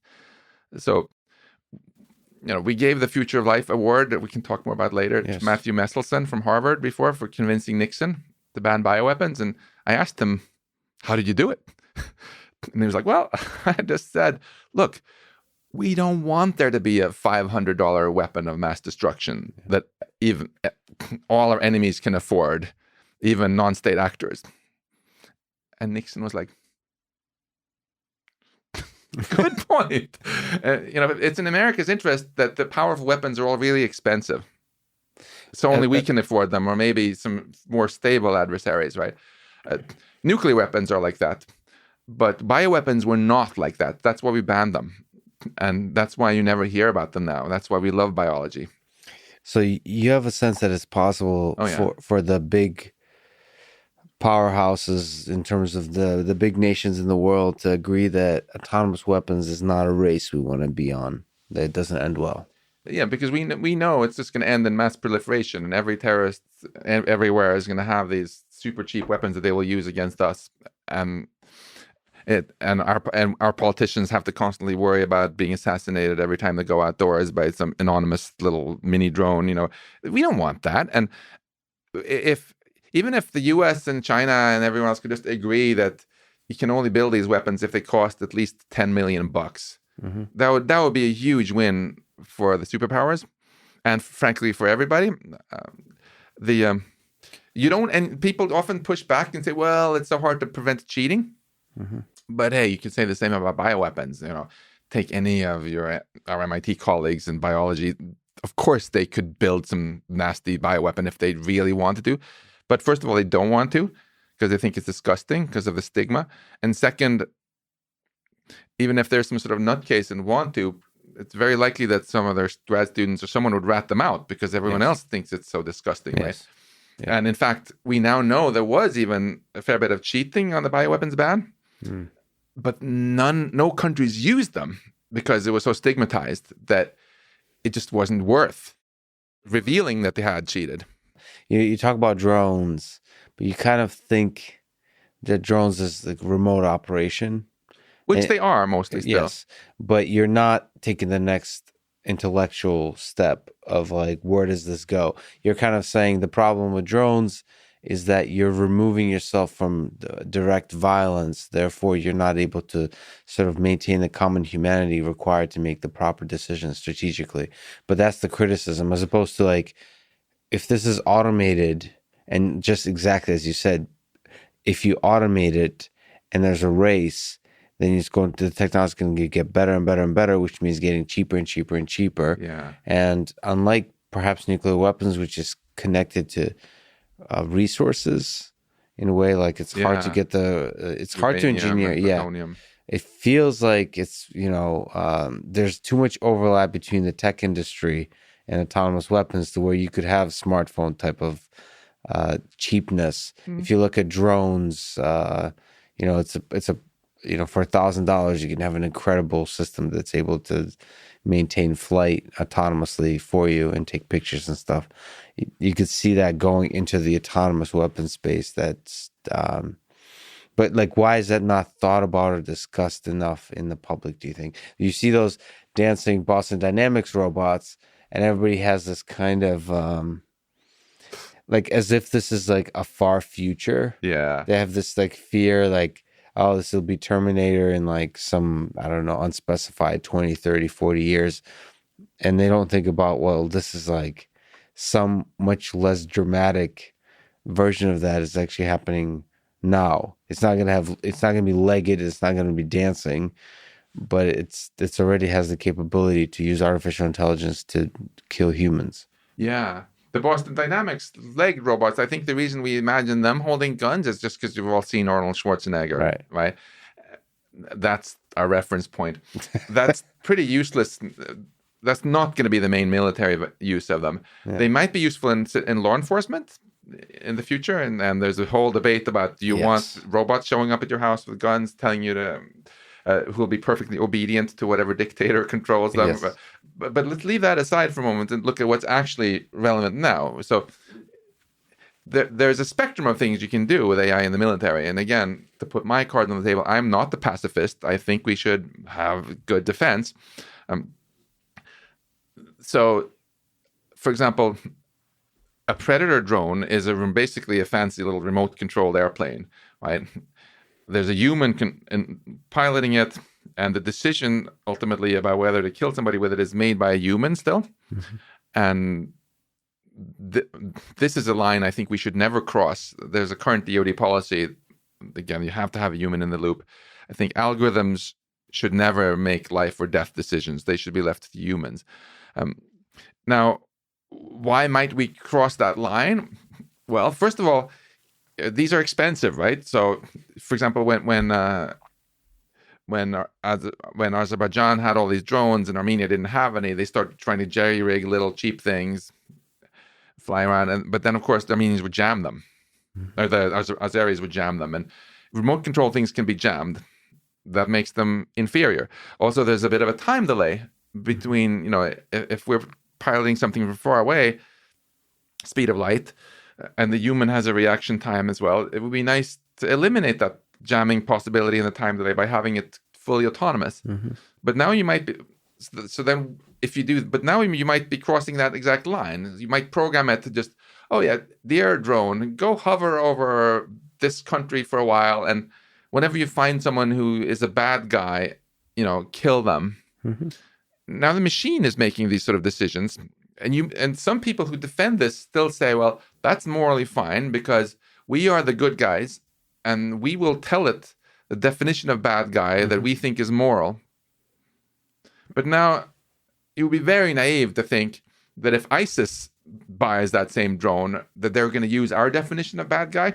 Maybe for them, bad guy is someone wearing a U.S. Army uniform. Right. Or maybe there will be some weird ethnic group who decides that someone of another ethnic group, they are the bad guys, right? Yes. The thing is, human soldiers, with all our faults, right, we still have some basic wiring in us. Like, no, it's not okay to kill kids and civilians.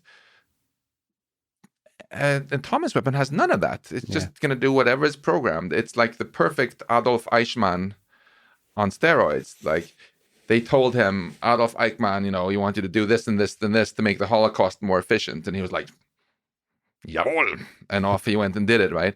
Yeah. Do we really want to make machines that are like that, like completely amoral, and will take the user's definition of who's the bad guy? And do we then want to make them so cheap that all our adversaries can have them? Like, what could possibly go wrong? That's I think the big argument for why we want to this year really put the kibosh on this. And I think you can tell there's a lot of very active debate even going on within the U.S. military and undoubtedly in other militaries around the world also about whether we should have some sort of international agreement to at least require that these weapons have to be above a certain size and cost, so that things just don't totally spiral out of control. And finally, just for your question about, is it possible to stop it? Because some people tell me, oh, just give up, But again, so Matthew Meselson, again, from Harvard, right, who the bioweapons hero, he had exactly this criticism also with bioweapons. People were like, how can you check for sure that the Russians aren't cheating? And he told me this, I think, really ingenious insight. He said, Max, some people think you have to have inspections and things, and you have to make sure that you can catch the cheaters with 100% chance. You don't need 100%, he said. 1% is usually enough. Because if it's an enemy, if it's another big state, like suppose China and the US have signed the treaty, drawing a certain line and saying, yeah, these kind of drones are okay, but these fully autonomous ones are not. Now, suppose you are China and you have cheated and secretly developed some clandestine little thing, or you're thinking about doing it. What's your calculation that you do? Well, you're like, okay, what's the probability that we're going to get caught? If the probability is 100%, of course, we're not going to do it. But if the probability is 5% that we're going to get caught, then it's going to be like a huge embarrassment for us. Yeah. And it doesn't have, we still have our nuclear weapons anyway, so it doesn't really make an enormous difference in terms of deterring the US, And that feeds the stigma that you kind of establish, like this fabric, this universal stigma over the thing. Exactly. So it's very reasonable for them to say, well, we probably get away with it, but if we don't, then the US will know we cheated, and then they're going to go full tilt with their program and say, look, the Chinese are cheaters, and that's going to, now we have all these weapons against us, and that's bad. So the stigma alone is very, very powerful. And again, look what happened with bioweapons, right? It's been 50 years now. Yeah. When was the last time you read about a bioterrorism attack? The only deaths I really know about with bioweapons that have happened when we Americans managed to kill some of our own with anthrax, the idiot who sent them to Tom Daschle and others in letters, right? And similarly, in Sverdlovsk in the Soviet Union, they had some anthrax in some lab there. Maybe they were cheating or who knows. and it leaked out and killed a bunch of Russians. I'd say that's a pretty good success, right? Yeah. 50 years, just 2 own goals by the superpowers, and then nothing. And that's why whenever I ask anyone what they think about biology, they think it's great. They associate it with new cures, new diseases, maybe a good vaccine. This is how I want to think about AI in the future. I want others to think about AI too, as a source of all these great solutions to our problems, not as, oh, AI, oh yeah, that's the reason I feel scared going outside these days. Yeah, it's kind of brilliant that the bioweapons and nuclear weapons we've figured out. I mean, of course, there's still a huge source of danger, but we figured out some way of creating rules and social stigma over these weapons that then creates a stability to where whatever that game theoretic stability that occurs. Exactly. And we don't have that with AI. And you're kind of screaming from the top of the mountain about this, that we need to find that, because just like, it's very possible, with Future of Life, as you point out, Institute Awards pointed out that, with nuclear weapons, we could have destroyed ourselves quite a few times. And it's, it's a learning experience that is very costly. We gave, this Future Life Award, we gave it the first time to this guy, Vasily Arkhipov. He was on, most people haven't even heard of. Yeah, can you say who he is? Vasily Arkhipov, he has, in my opinion, made the greatest positive contribution to humanity of any human in modern history. And maybe it sounds like hyperbole here, like I'm just over the top, but let me tell you the story, and I think maybe you'll agree. So during the Cuban Missile Crisis, we Americans first didn't know that the Russians had sent 4 submarines, but we caught 2 of them, and we didn't know that so we dropped practice depth charges on the one that he was on to try to force it to the surface. But we didn't know that this nuclear submarine actually was a nuclear submarine with a nuclear torpedo. We also didn't know that they had authorization to launch it without clearance from Moscow. And we also didn't know that they were running out of electricity. Their batteries were almost dead. They were running out of oxygen. Sailors were fainting left and right. The temperature was about 110, 120 Fahrenheit on board. It was really hellish conditions, really just a kind of doomsday. And at that point, these giant explosions start happening from the Americans dropping these. The captain thought World War III had begun. They decided that they were going to launch the nuclear torpedo. And one of them shouted, we're all going to die, but we're not going to disgrace our Navy, We don't know what would have happened if there had been a giant mushroom cloud all of a sudden, against the Americans. But since everybody had their hands on the triggers, you don't have to be too creative to think that it could have led to an all-out nuclear war, in which case we wouldn't be having this conversation now, right? What actually took place was they needed 3 people to approve this. The captain had said yes. There was the Communist Party political officer. He also said yes, let's do it. And the third man was this guy, Vasily Arkhipov, who said niet. He, for some reason, he was just more chill than the others, and he was the right man at the right time. I don't want us, as a species, rely on the right person being there at the right time. We tracked down his family living in relative poverty outside Moscow. When we flew his daughter, he had passed away, and flew them to London. They had never been to the West even. It was incredibly moving to get to honor them for this. The next year, we gave this Future Life Award to Stanislav Petrov. Have you heard of him? Yes. So he was in charge of the Soviet early warning station, which was built with Soviet technology and honestly not that reliable. It said that there were 5 U.S. missiles coming in. Again, if they had launched at that point, we probably wouldn't be having this conversation. Yeah. He decided, based on just mainly gut instinct, to just not escalate this. And I'm very glad he wasn't replaced by an AI that was just automatically following orders. And then we gave the third one to Matthew Meselson. Last year, we gave this award to these guys who actually use technology for good, not avoiding something bad, but for something good. The guys who eliminated this disease, which is way worse than COVID, that had killed 500 million people in its final century. Smallpox, right? So you mentioned it earlier. COVID, on average, kills less than 1% of people who get it. Smallpox, about 30%. And they just ultimately, Viktor Zhdanov and Bill Foege, most of my colleagues have never heard of either of them. One American, one Russian. They did this amazing effort. Not only was Zhdanov able to get the US and the Soviet Union to team up against smallpox during the Cold War, but Bill Foege came up with this ingenious strategy for making it actually go all the way to defeat the disease without funding for vaccinating everyone. And as a result, we haven't had any. We went from 15 million deaths the year I was born in smallpox. So what do we have in COVID now? A little bit short of 2 million, right? Yes. To 0 deaths, of course, this year and forever.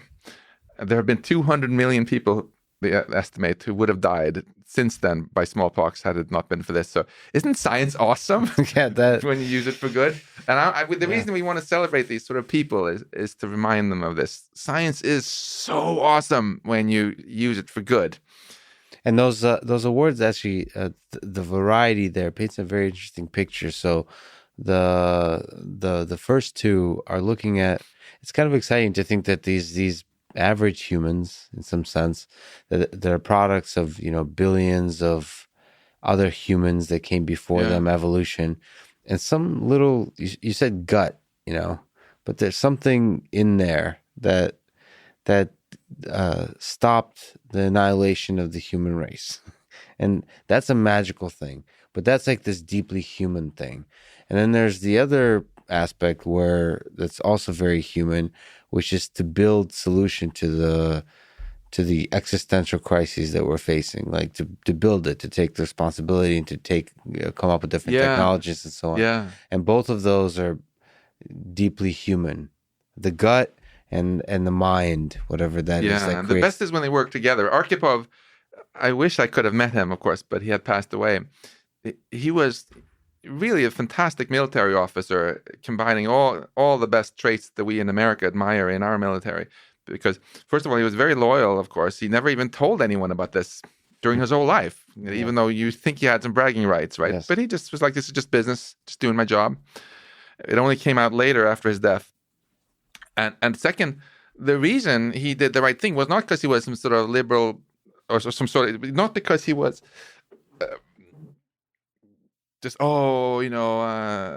peace and love. It was partly because he had been the captain on another submarine that had a nuclear reactor meltdown. Mm-hmm. And it was his heroism that helped contain this. That's why he died of cancer later also. But he'd seen many of his crew members die. And I think for him, that gave him this gut feeling that, if there's a nuclear war between the US and the Soviet Union, the whole world is going to go through what I saw my dear crew members suffer through. It wasn't just an abstract thing for him. I think it was real. And second, though, not just the gut, the mind, right? He was, for some reason, just a very level-headed personality, a very smart guy, which is exactly what we want our best fighter pilots to be also, right? I never forget Neil Armstrong when he's landing on the moon and almost running out of gas. Mm-hmm. And he doesn't even change, when they say 30 seconds, he doesn't even change the tone of voice, just keeps going. Arkhipov, I think, was just like that. So when the explosions start going off and his captain is screaming and we should nuke them and all, he's like, I don't think the Americans are trying to sink us. I think they're trying to send us a message. That's pretty badass. Yes. Coolness. Because he said, if they wanted to sink us, and he said, listen, it's alternating. One loud explosion on the left, one on the right. One on the left, one on the right. He was the only one who noticed this pattern. And he's like, I think this is them trying to send us a signal that they want us to surface. They're not going to sink us. And somehow, this is how he then managed to ultimately, with his combination of gut and also just cool analytical thinking, was able to de-escalate the whole thing. And so this is some of the best in humanity. I guess coming back to what we talked about earlier, it's the combination of the neural network, the instinctive, with I'm getting tearing up here, getting emotional. But he is one of my superheroes.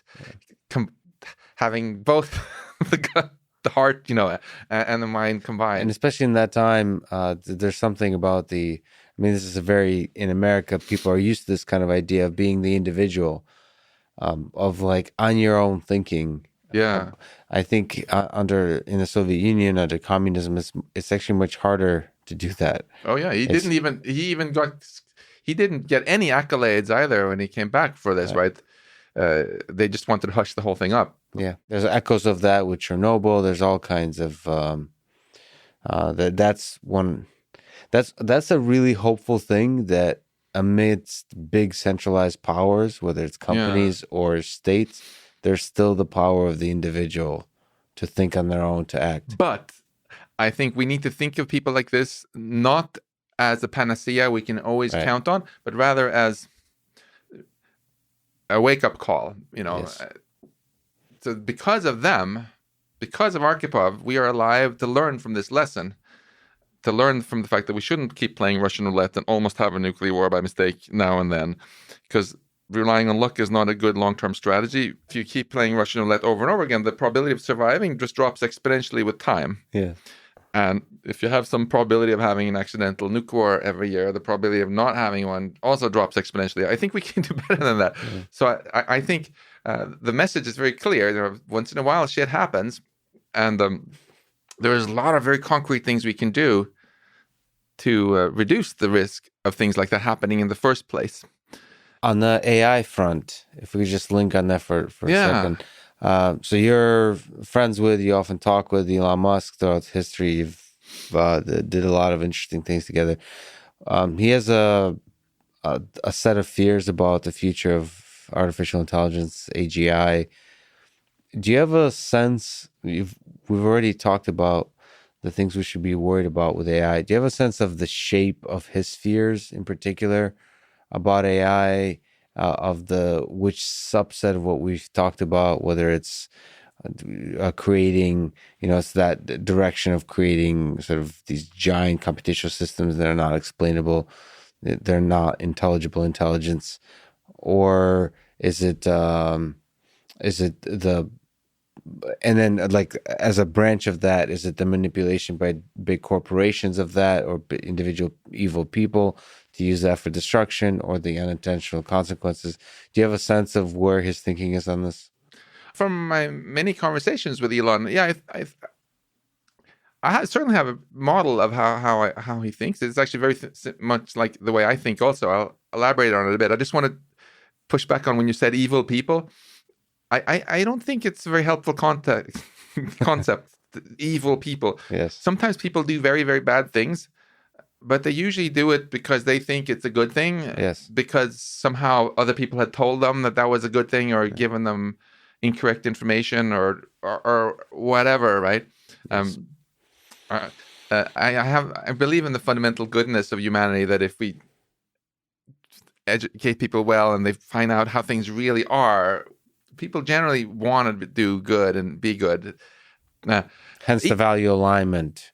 As opposed to, it's about information, about knowledge, and then once we have that, we'll likely be able to do good in the way that's aligned with everybody else who thinks. And it's not just the individual people we have to align. So we don't just want people to be educated to know the way things actually are and to treat each other well.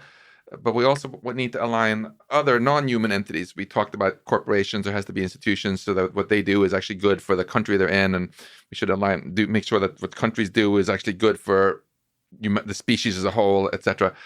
Coming back to Elon, my understanding of how Elon sees this is really quite similar to my own, which is one of the reasons I like him so much and enjoy talking with him so much. I think he's quite different from most people in that he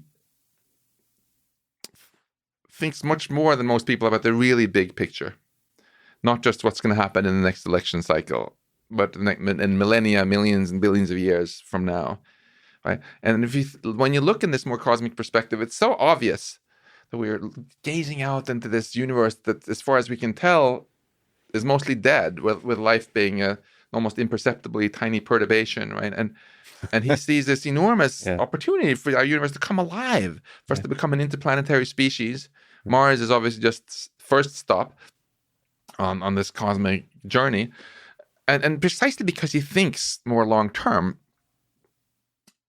it's much more clear to him than to most people that what we do with this Russian roulette thing we keep playing with our nukes is a really poor strategy, a really reckless strategy. And also that we're just building these ever more powerful AI systems that we don't understand is also just a really reckless strategy. I feel Elon is very much a humanist in the sense that he wants an awesome future for humanity. He wants it to be us that control the machines rather than the machines that control us. Yes. And why shouldn't we insist on that? Hey, we're building them after all, right? Why should we build things that just make us into some little cog in the machinery that has no further say in the matter, right? That's not my idea of an inspiring future either. Yeah, if you think on the cosmic scale in terms of both time and space, so much is put into perspective. Yeah. Whenever I have a bad day, that's what I think about. It immediately makes me feel better. It makes me sad that for us individual humans, at least for now, the ride ends too quickly. That we don't get to experience the cosmic scale. Yeah, I mean, I think of our universe sometimes as an organism that has only begun to wake up a tiny bit. Just like when the very first little glimmers of consciousness you have in the morning when you start coming around. Before the coffee. Before the coffee. Even before you get out of bed, before you even open your eyes. It start to wake up a little bit. There's something here, That's very much how I think of well, we are, all those galaxies out there, I think they're really beautiful. But why are they beautiful? They're beautiful because conscious entities are actually observing them and experiencing them through our telescopes. If I define consciousness as subjective experience, whether it be colors or emotions or sounds. So beauty is an experience, meaning is an experience, purpose is an experience. If there was no conscious experience observing these galaxies, they wouldn't be beautiful. If we do something dumb with advanced AI in the future here and Earth originating life goes extinct, and that was it for this, if there is nothing else with telescopes in our universe, then it's kind of game over for beauty and meaning and purpose in our whole universe. And I think that would be just such an opportunity lost, frankly. And I think when Elon points this out, he gets very unfairly maligned in the media for all the dumb media bias reasons we talked about, right? They want to print precisely the things about Elon out of context that are really clickbaity. Like, he has gotten so much flack for this summoning the demon statement. Yeah. I happen to know exactly the context because I was in the front row when he gave that talk. It was at MIT, you'll be pleased to know. It was the Aeroastro anniversary. They had Buzz Aldrin there from the moon landing, the whole house at Kresge Auditorium packed with MIT students. And he had this amazing Q&A. It might have gone for an hour, and they talked about rockets and Mars and everything. At the very end, this one student who was actually in my class asked him, what about AI? Elon makes this one comment, and they take this out of context, print it, goes viral. Was it like with AI, we're summoning the demon, something like that? And try to cast him as some sort of doom and gloom dude, Yeah. Elon. He's not the doom and gloom dude. No. He is such a positive visionary, and the whole reason he warns about this is because he realizes more than most what the opportunity cost is of screwing up. That there is so much awesomeness in the future that we can and our descendants can enjoy if we don't screw up, right? I get so pissed off when people try to cast him as some sort of technophobic Luddite. And at this point, it's kind of ludicrous when I hear people say that people who worry about artificial general intelligence are Luddites, because, of course, if you look more closely, you have some of the most outspoken people making warnings are people like Professor Stuart Russell from Berkeley, who's written the best-selling AI textbook, So claiming that he is a Luddite who doesn't understand AI is the joke is really on the the people who said it, but I think more broadly, this message is really not sunk in at all. What it is that people worry about. They think that Elon and Stuart Russell and others are worried about the dancing robots picking up an AR-15 and going on a rampage, right? They think they're worried about robots turning evil. They're not. I'm not. The risk is not malice. It's competence. The risk is just that we build some systems that are incredibly competent, which means they're always going to get their goals accomplished, even if they clash with our goals. Mm-hmm. That's the risk. Why did we humans, drive the West African black rhino extinct? Is it because we're malicious, evil rhinoceros haters? No, it's just because our goals didn't align with the goals of those rhinos, and tough luck for the rhinos, So the point is just we don't want to put ourselves in the position of those rhinos, creating something more powerful than us if we haven't first figured out how to align the goals. And I am optimistic. I think we could do it if we worked really hard on it, because I spent a lot of time around intelligent entities that were more intelligent than me, my mom and my dad. And I was little, and that was fine because their goals were actually aligned with mine quite well. Mm-hmm. But we've seen today many examples of where the goals of our powerful systems are not so aligned. So those click-through optimization algorithms that are polarized social media, right? They were actually pretty poorly aligned with what was good for democracy, it turned out. And again, almost all problems we've had with machine learning, again, came so far not from malice, but from poor alignment. And that's exactly that's why we should be concerned about it in the future. Do you think it's possible that with systems like Neuralink and brain-computer interfaces, again, thinking of the cosmic scale, Elon's talked about this, but others have as well throughout history, of figuring out how the exact mechanism of how to achieve that kind of alignment. So one of them is having a symbiosis with AI, mm-hmm. which is like coming up with clever ways where we're like stuck together in this weird relationship, whether it's biological or in some kind of other way. Do you think that's a possibility of having that kind of symbiosis, or do we want to instead kind of focus on this distinct entities of us humans talking to these intelligible, self-doubting AIs, maybe like Stuart Russell thinks about it, like these we're self-doubting and full of uncertainty, and then have our AI systems that are full of uncertainty. We communicate back and forth, and in that way achieve symbiosis. I honestly don't know. I would say that because we don't know for sure which of any of our ideas will work, but we do know that if we don't, I'm pretty convinced that if we don't get any of these things to work and just barge ahead, then our species is, probably going to go extinct this century. I think this century. You think we're facing this crisis is a 21st century crisis. Like this century will be remembered on a hard drive somewhere. On a hard drive somewhere, or maybe by future generations as like there will be future of Life Institute awards for people that have done something about AI. It could also end even worse, where we're not superseded by leaving any AI behind either, where we just totally wipe out, like on Easter Island. Our century is long. No, there are still 79 years left of it, right? Think about how far we've come just in the last 30 years. So we can talk more about what might go wrong, but you asked me this really good question about what's the best strategy. Is it Neuralink or mm-hmm. Russell's approach or whatever? I think, when we did the Manhattan Project, we didn't know if any of our 4 ideas for enriching uranium and getting out the uranium-235 were going to work. But we felt this was really important to get it before Hitler did. So what we did? We tried all 4 of them. Here, I think it's analogous, where there's the greatest threat that's ever faced our species, and of course, U.S. national security by implication. We don't know, we don't have any method that's guaranteed to work, but we have a lot of ideas. So we should invest pretty heavily in pursuing all of them with an open mind, in the hope that one of them at least works. The good news is the century is long.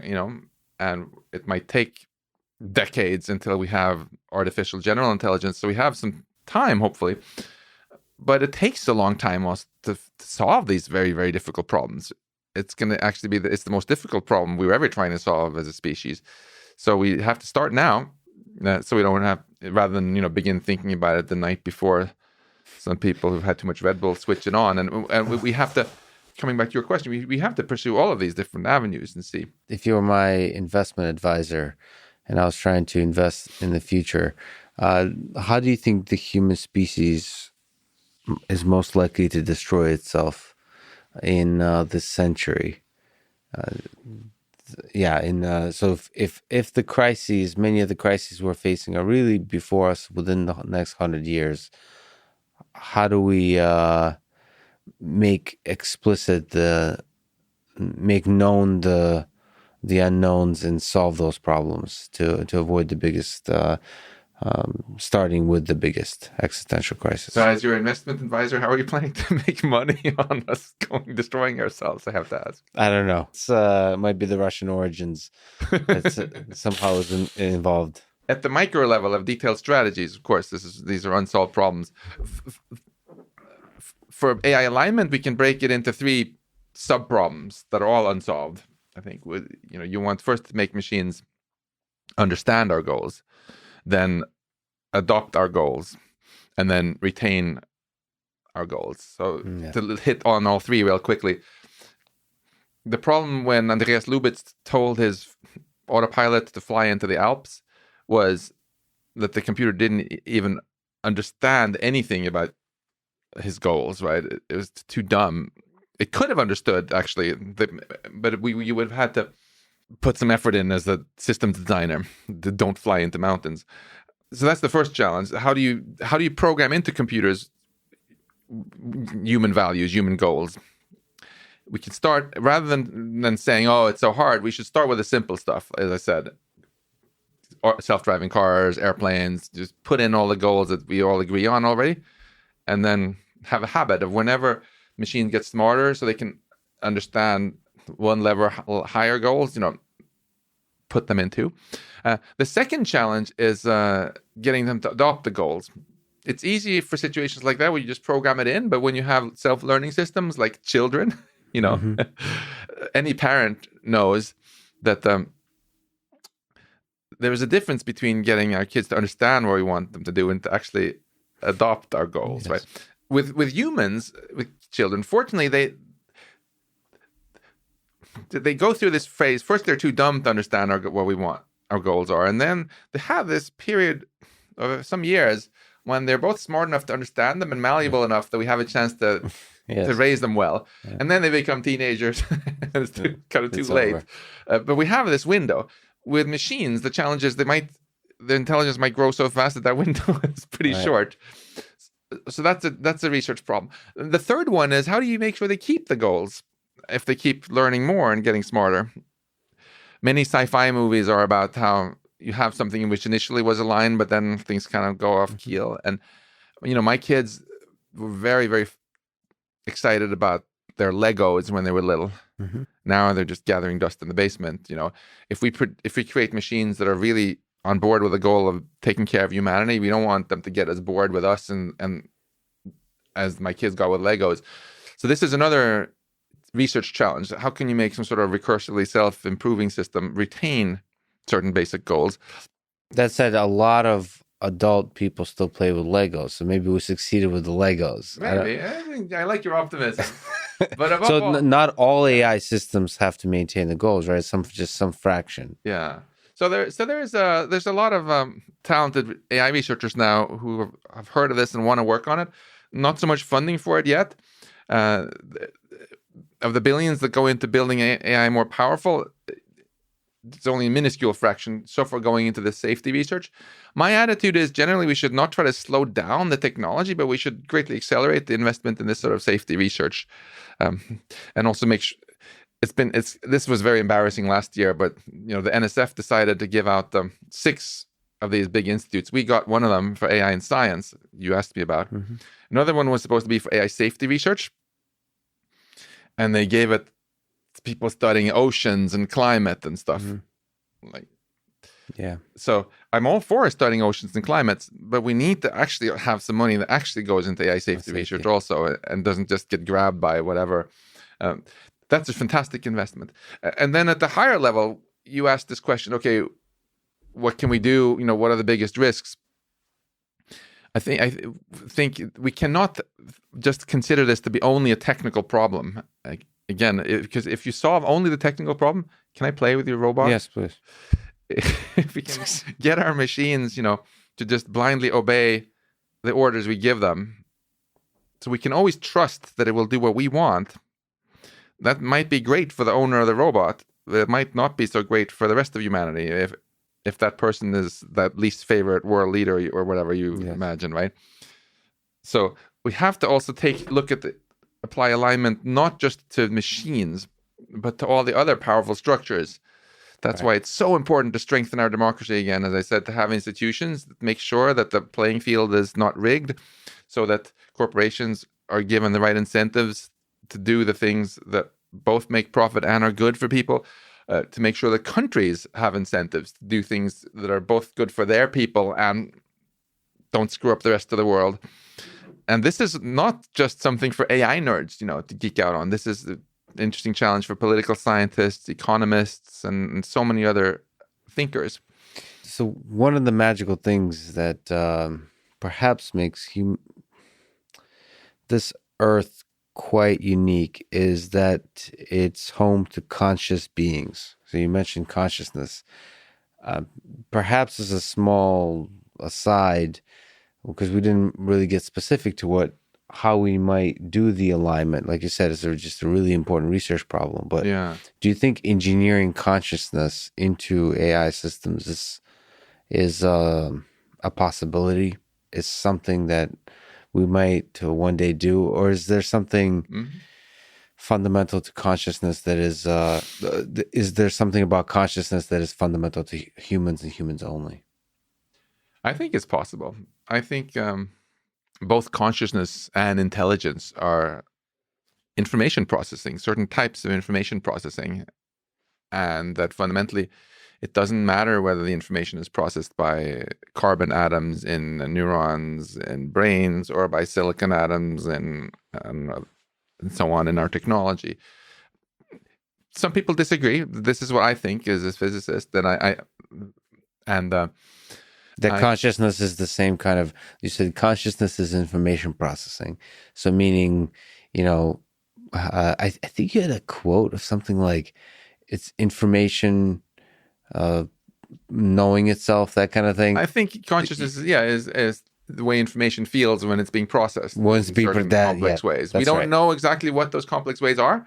It's clear that most of the information processing in our brains does not create an experience. We're not even aware of it, right? Like, for example, you're not aware of your heartbeat regulation right now, even though it's clearly being done by your body, right? It's just kind of doing its own thing. When you go jogging, there's a lot of complicated stuff about how you put your foot down. Mm-hmm. And we know it's hard. That's why robots used to fall over so much. But you're mostly unaware about it. Your brain your CEO consciousness module just sends an email, hey, I'm going to keep jogging along this path. Yes. The rest is on autopilot, right? Yes. So most of it is not conscious, but somehow there is some of the information processing which is. We don't know what exactly. I think this is a science problem that I hope one day we'll have some equation for or something, so we can be able to build a consciousness detector and say, here there is some consciousness, here there is not. Oh, don't boil that lobster because it's feeling pain, or it's okay because it's not feeling pain. Right now we treat this as sort of just metaphysics, but it would be very useful in emergency rooms to know if a patient has locked-in syndrome and is conscious, or if they are actually just out. And in the future, if you build a very, very intelligent helper robot to take care of you, I think you'd like to know if you should feel guilty about shutting it down, or if it's just like a zombie going through the motions like a fancy tape recorder, right? And once we can make progress on the science of consciousness and figure out what is conscious and what isn't, then assuming we want to create positive experiences and not suffering, we'll probably choose to build some machines that are deliberately unconscious, that do incredibly boring, repetitive jobs in a iron mine somewhere or whatever. And maybe we'll choose to create helper robots for the elderly that are conscious, so that people don't just feel creeped out that the robot is just faking it when it acts like it's sad or happy. I like how you said elderly. I think everybody gets pretty deeply lonely in this world. Yeah. And so there's a place, I think, for everybody to have a connection with conscious beings, whether they're human or otherwise. But I know for sure that I would, if I had a robot, if I was going to develop any kind of personal emotional connection with it, I would be very creeped out if I knew at an intellectual level that the whole thing was just a fraud.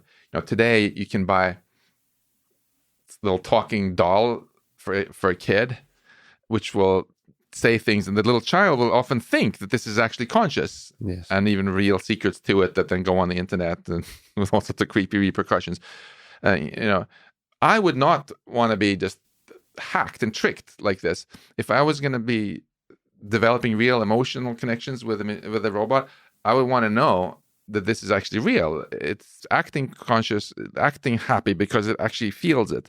And I think this is not sci-fi. I think it's possible to measure, to come up with tools, and after we understand the science of consciousness, you're saying we'll be able to come up with tools that can measure consciousness and definitively say, like, this thing is experiencing the things it says it's experiencing. Kind of by definition, if it is a physical phenomena, information processing, and we know that some information processing is conscious and some isn't, well, then there is something there to be discovered with the methods of science. Giulio Tononi has stuck his neck out the farthest and written down some equations for a theory. Maybe that's right, maybe it's wrong. We certainly don't know. But I applaud that kind of efforts to sort of take this, say this is not just something that philosophers can have beer and muse about, but something we can measure and we can study. And bringing that back to us, I think what we would probably choose to do, as I said, is if we cannot figure this out, choose to be quite mindful about what sort of consciousness, if any, we put in different machines that we have. And certainly we wouldn't want to we should not be making a bunch of machines that suffer without us even knowing it, right? And if at any point someone decides to upload themselves, like Ray Kurzweil wants to do, I don't know if you've had him on your show. We agree, but then COVID happened, so we're waiting it out a little bit. Suppose he uploads himself into this Robo Ray, and it talks like him and acts like him and laughs like him, and before he powers off his biological body, he would probably be pretty disturbed if he realized that there's no one home. This robot is not having any subjective experience, right? If humanity gets replaced by machine descendants, which do all these cool things and build spaceships and go to intergalactic rock concerts, and it turns out that they are all unconscious, just going through the motions, wouldn't that be like the ultimate robot zombie apocalypse? Right? Just a play for empty benches.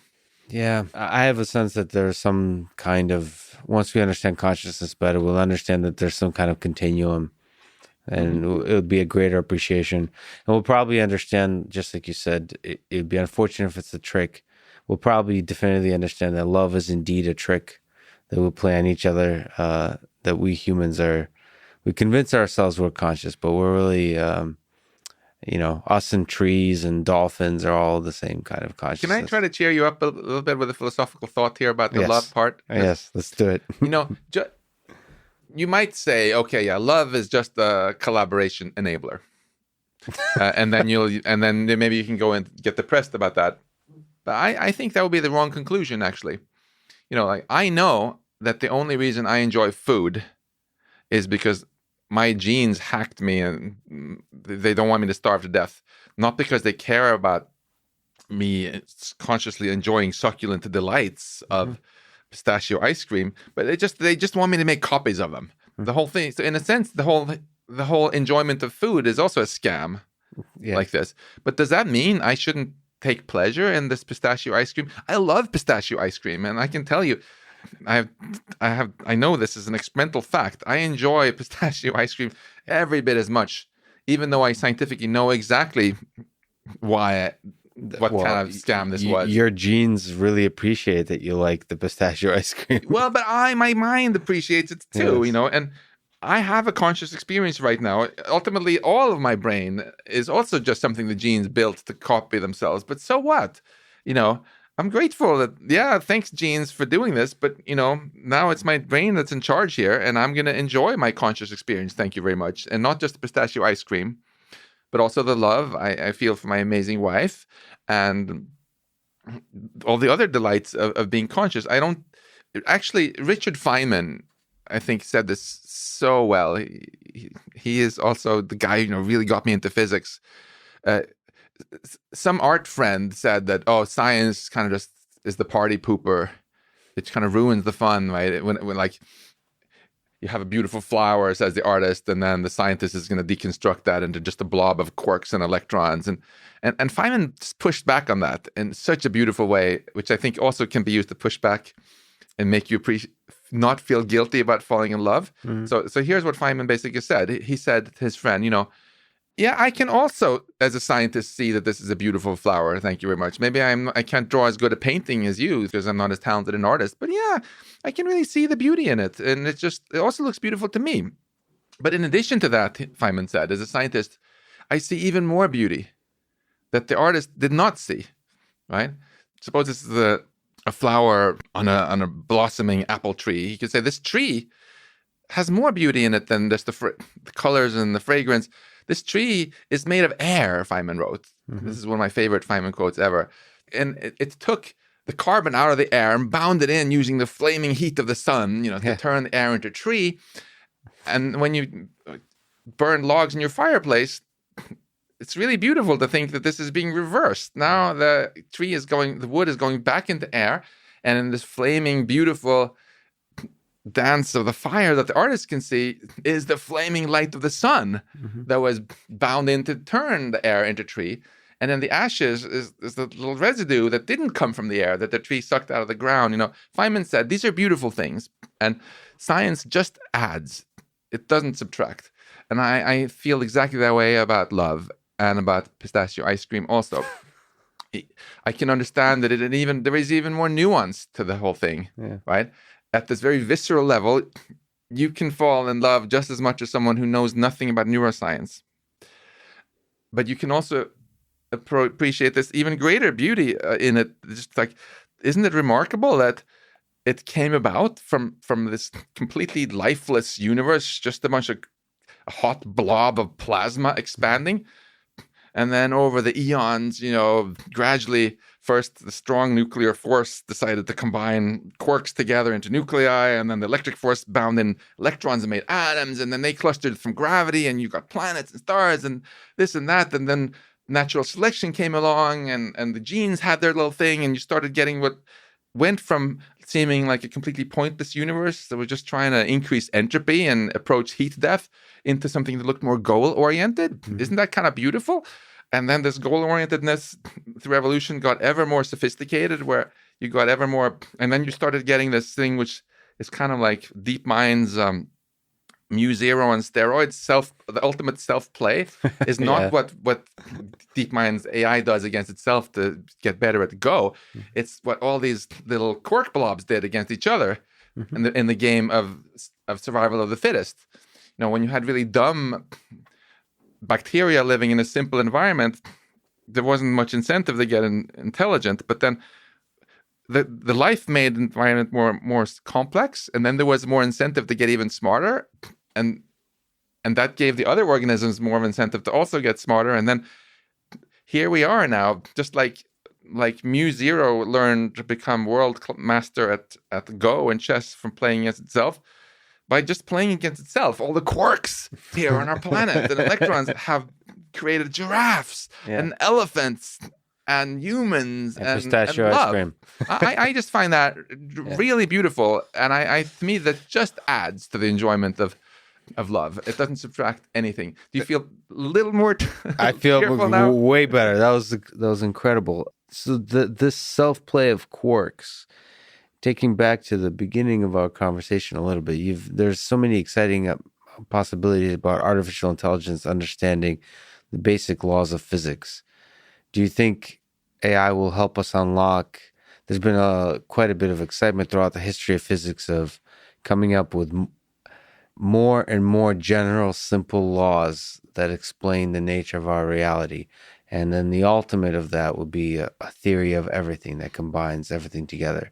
Do you think it's possible that, well, one, we humans, but perhaps AI systems will figure out a theory of physics that unifies all the laws of physics? Yeah, I think it's absolutely possible. I think it's very clear that we're going to see a great boost to science. We're already seeing a boost actually from machine learning helping science. AlphaFold was an example, the decades-old protein folding problem solved, and gradually, yeah, unless we go extinct by doing something dumb like we discussed, I think it's very likely that our understanding of physics will become so good that our technology will no longer be limited by human intelligence, but instead be limited by the laws of physics. So our tech today is limited by what we've been able to invent, right? I think as AI progresses, it'll just be limited by the speed of light and other physical limits, which will mean it's going to be just dramatically beyond, where we are now.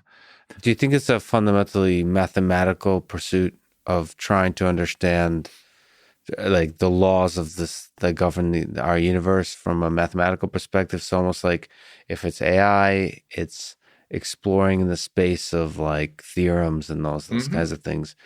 Or is there some other is there some other more computational ideas, more sort of empirical ideas? They're both, I would say. It's really interesting to look out at the landscape of everything we call science today. So here you come now with this big new hammer. It says machine learning on it, and ask, where are there some nails that you can help with here that you can hammer? Ultimately, if machine learning gets to the point that it can do everything better than us, it will be able to help across the whole space of science. But maybe we can anchor it by starting a little bit right now near term and see how we kind of move forward. So like right now, first of all, you have a lot of big data science, right, where, for example, with telescopes, we are able to collect way more data every hour than a grad student can just pour over like in the old times, right? And machine learning is already being used very effectively, even at MIT, right, to find planets around other stars, to detect exciting new signatures of new particle physics in the sky, and to detect the ripples in the fabric of space-time that we call gravitational waves caused by enormous black holes crashing into each other halfway across our observable universe. Machine learning is running and ticking right now, doing all these things, and it's really helping all these experimental fields. There is a separate front of physics, computational physics, which is getting an enormous boost also. So we had to do all our computations by hand, right? People would have these giant books with tables of logarithms, and oh my God, it pains me to even think how long time it would have taken to do simple stuff. Then we started to get little calculators and computers that could do some basic math for us. Now, what we're starting to see is kind of a shift from GoFi computational physics to neural network computational physics. What I mean by that is most computational physics would be done by humans programming in the intelligence of how to do the computation into the computer.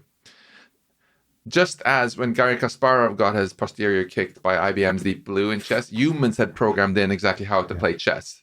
Yes. Intelligence came from the humans. It wasn't learned, right? Mu0 can beat not only Kasparov in chess, but also Stockfish, which is the best sort of GoFi chess program, by learning.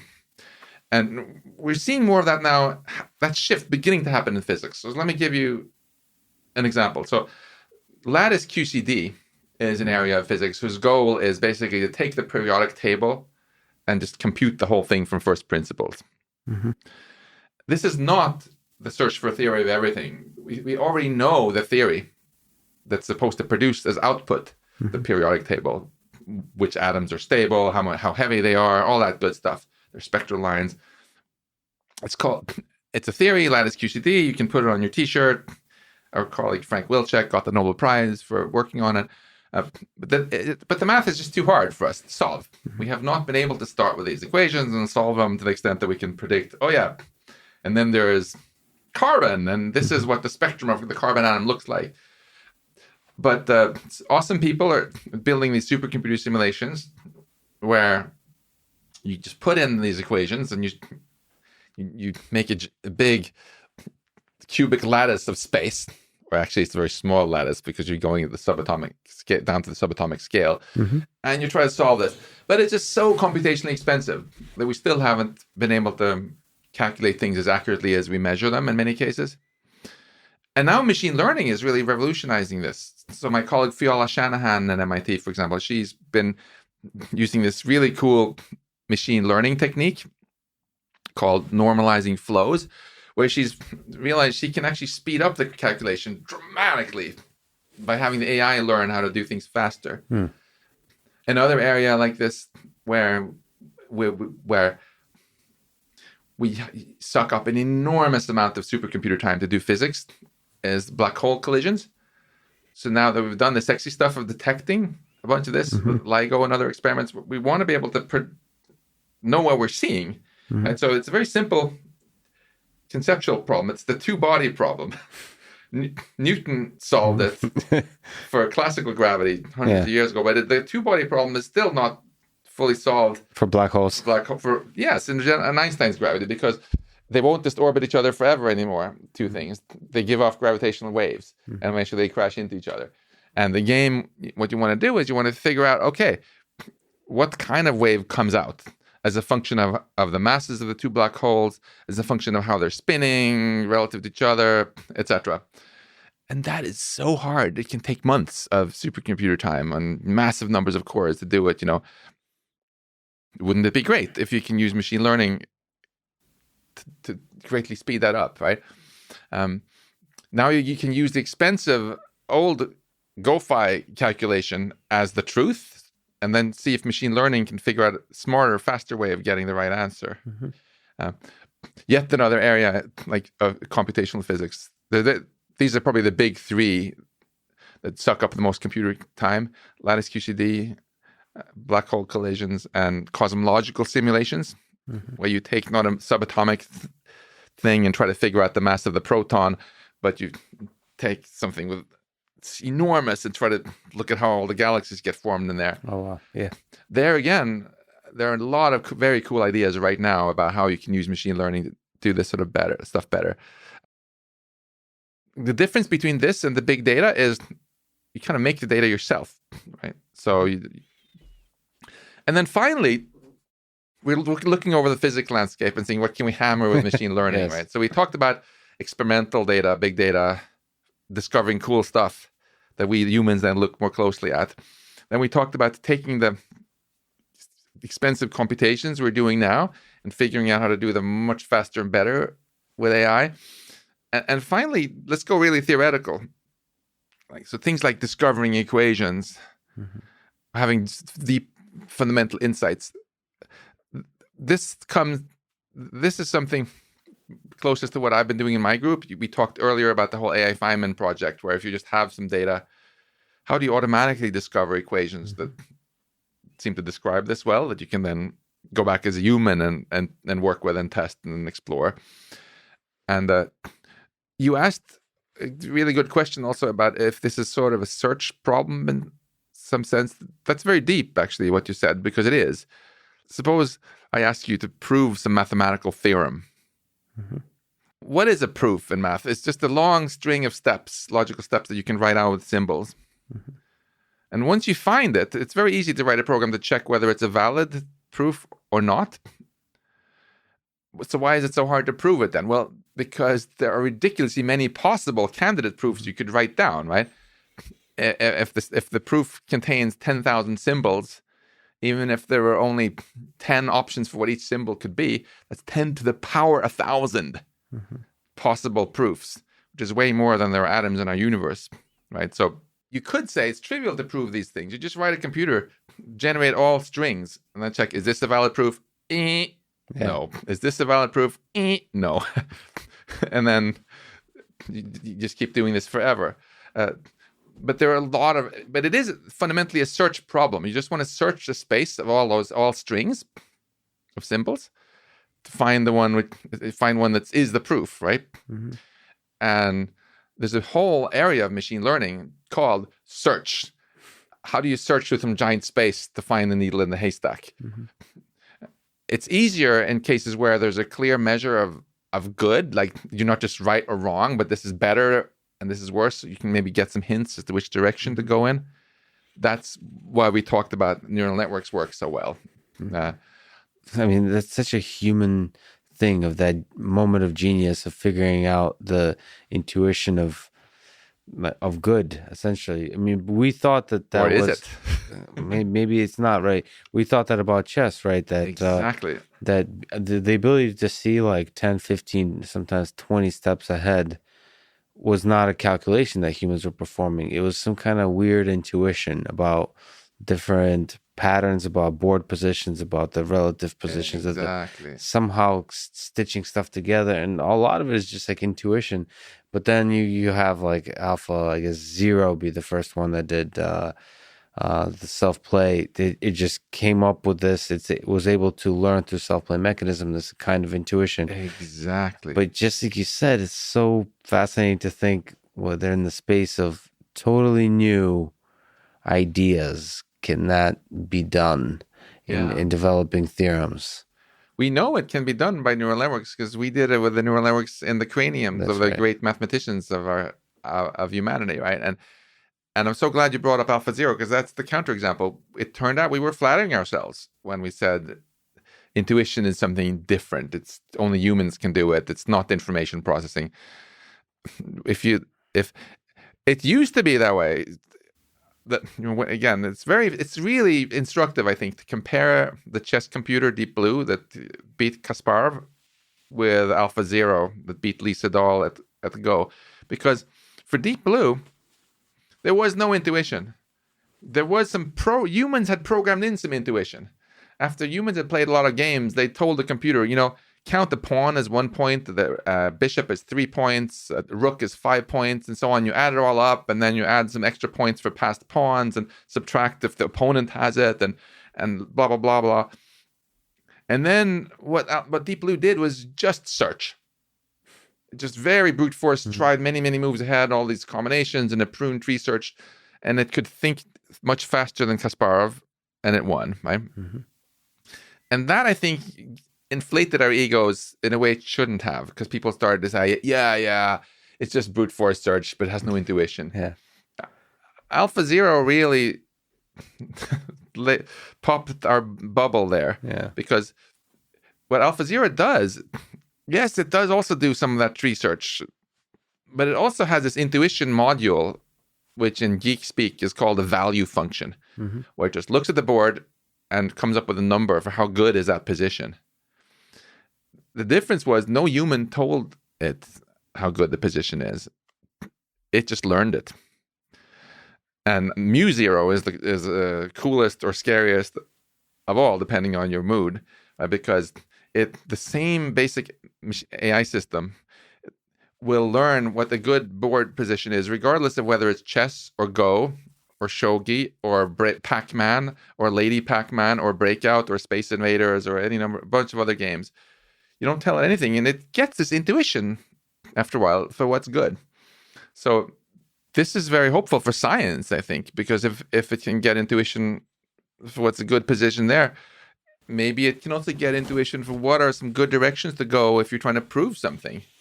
I often, one of the most fun things in my science career is when I've been able to prove some theorem about something, and it's very heavily intuition guided, of course. I don't sit and try all random strings. I have a hunch that, this reminds me a little bit about this other proof I've seen for this thing. So maybe what if I try this?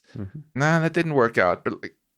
But this reminds me, actually, the way this failed reminds me of that. And so combining the intuition with all these brute force capabilities, I think it's going to be able to help physics too. Do you think there'll be a day when an AI system being the primary contributor, let's say 90% plus, wins the Nobel Prize in physics. Obviously, they'll give it to the humans because we humans don't like to give prizes to machines. It'll give it to the humans behind the system. You could argue that AI has already been involved in some Nobel Prizes, probably maybe something with black holes and stuff like that. But Yeah, we don't like giving prizes to other life forms. If someone wins a horse racing contest, they don't give the prize to horse either. that's true. But do you think we might be able to see something like that in our lifetimes when AI? So, like the first system, I would say that makes us think about a Nobel Prize seriously is like AlphaFold, is making us think about in medicine physiology a Nobel Prize. Perhaps discoveries that are a direct result of something that's discovered by AlphaFold. Do you think in physics we might be able to see that in our lifetimes? I think what's probably going to happen is more of a blurring of the distinctions. So today, if somebody uses a computer to do a computation that gives them the Nobel Prize, nobody's going to dream of giving the prize to the computer. They're going to be like, that was just a tool. I think for these things also, people are just going to, for a long time, view the computer as a tool. But what's going to change is that is the ubiquity of machine learning. I think at some point in my lifetime, finding a human physicist who knows nothing about machine learning is going to be about almost as hard as it is today finding a human physicist who says, oh, I don't know anything about computers, Right. or I don't use math. It would just be a ridiculous concept.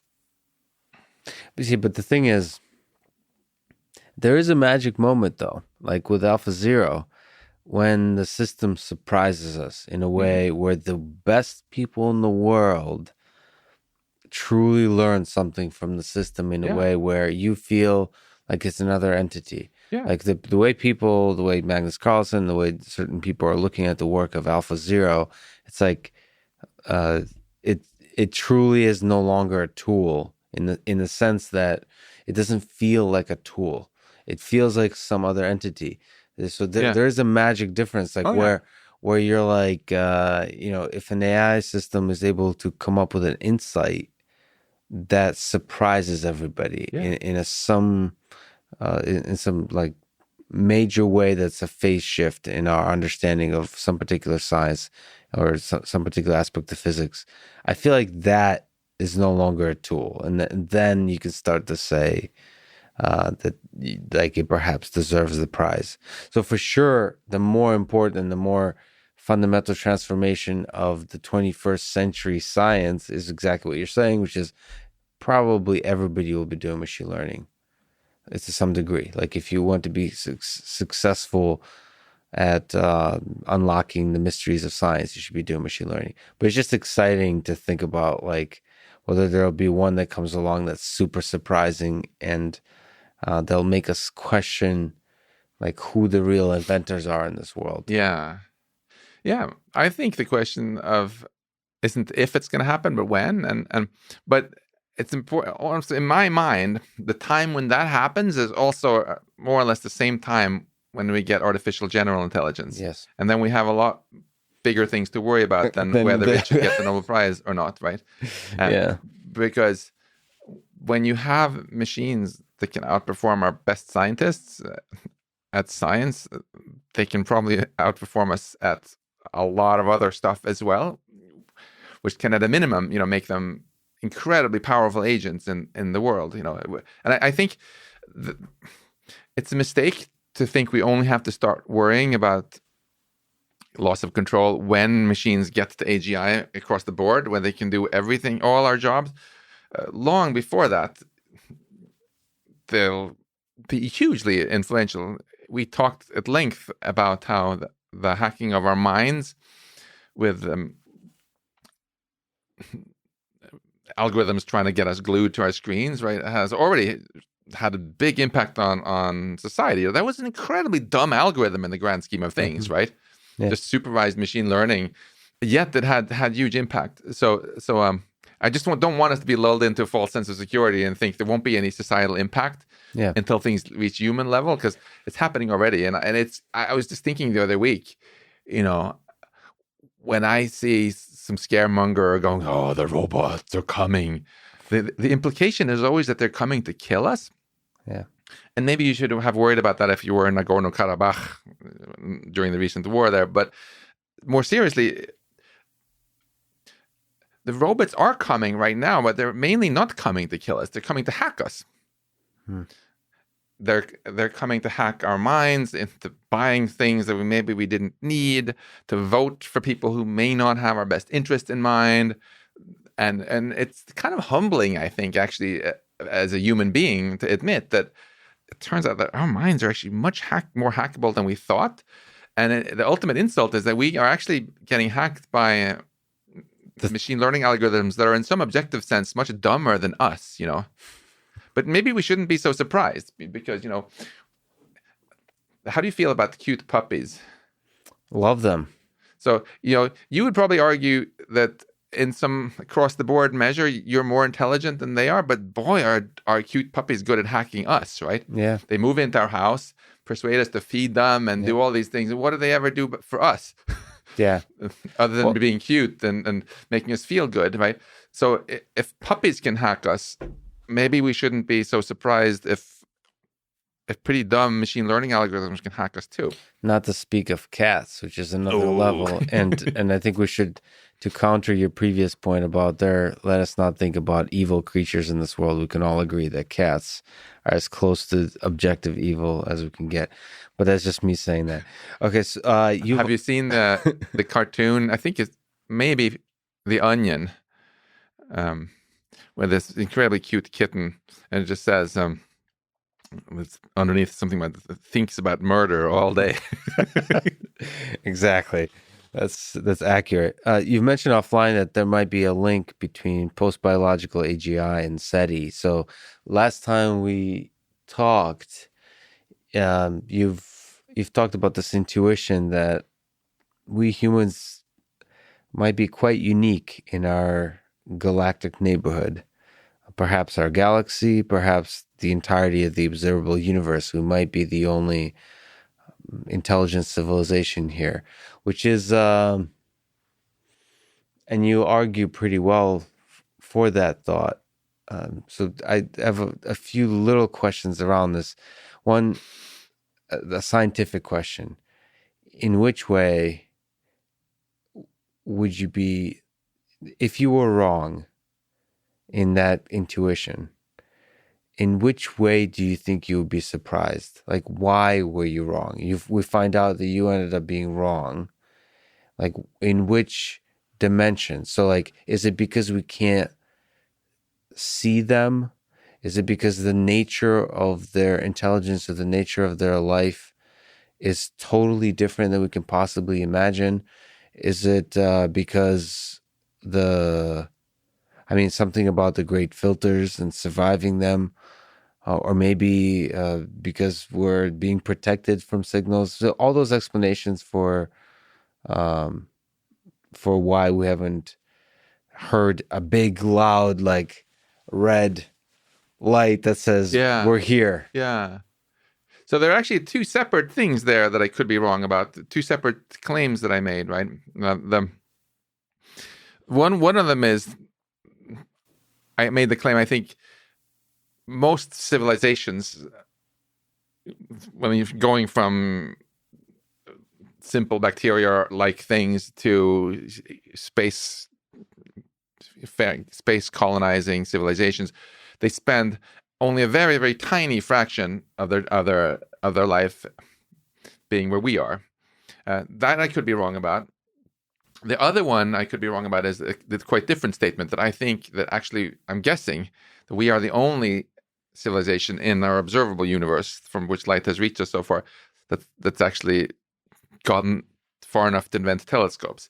So let's talk about maybe both of them in turn, because they really are different. The first one, if we look at the n equals 1, the data point we have on this planet, right? So we spent 4.5 billion years futzing around on this planet with life, right? And most of it was pretty lame stuff from an intelligence perspective. It's bacteria, and then the dinosaurs but things gradually accelerated, right? And the dinosaurs spent over 100 million years stomping around here without even inventing smartphones.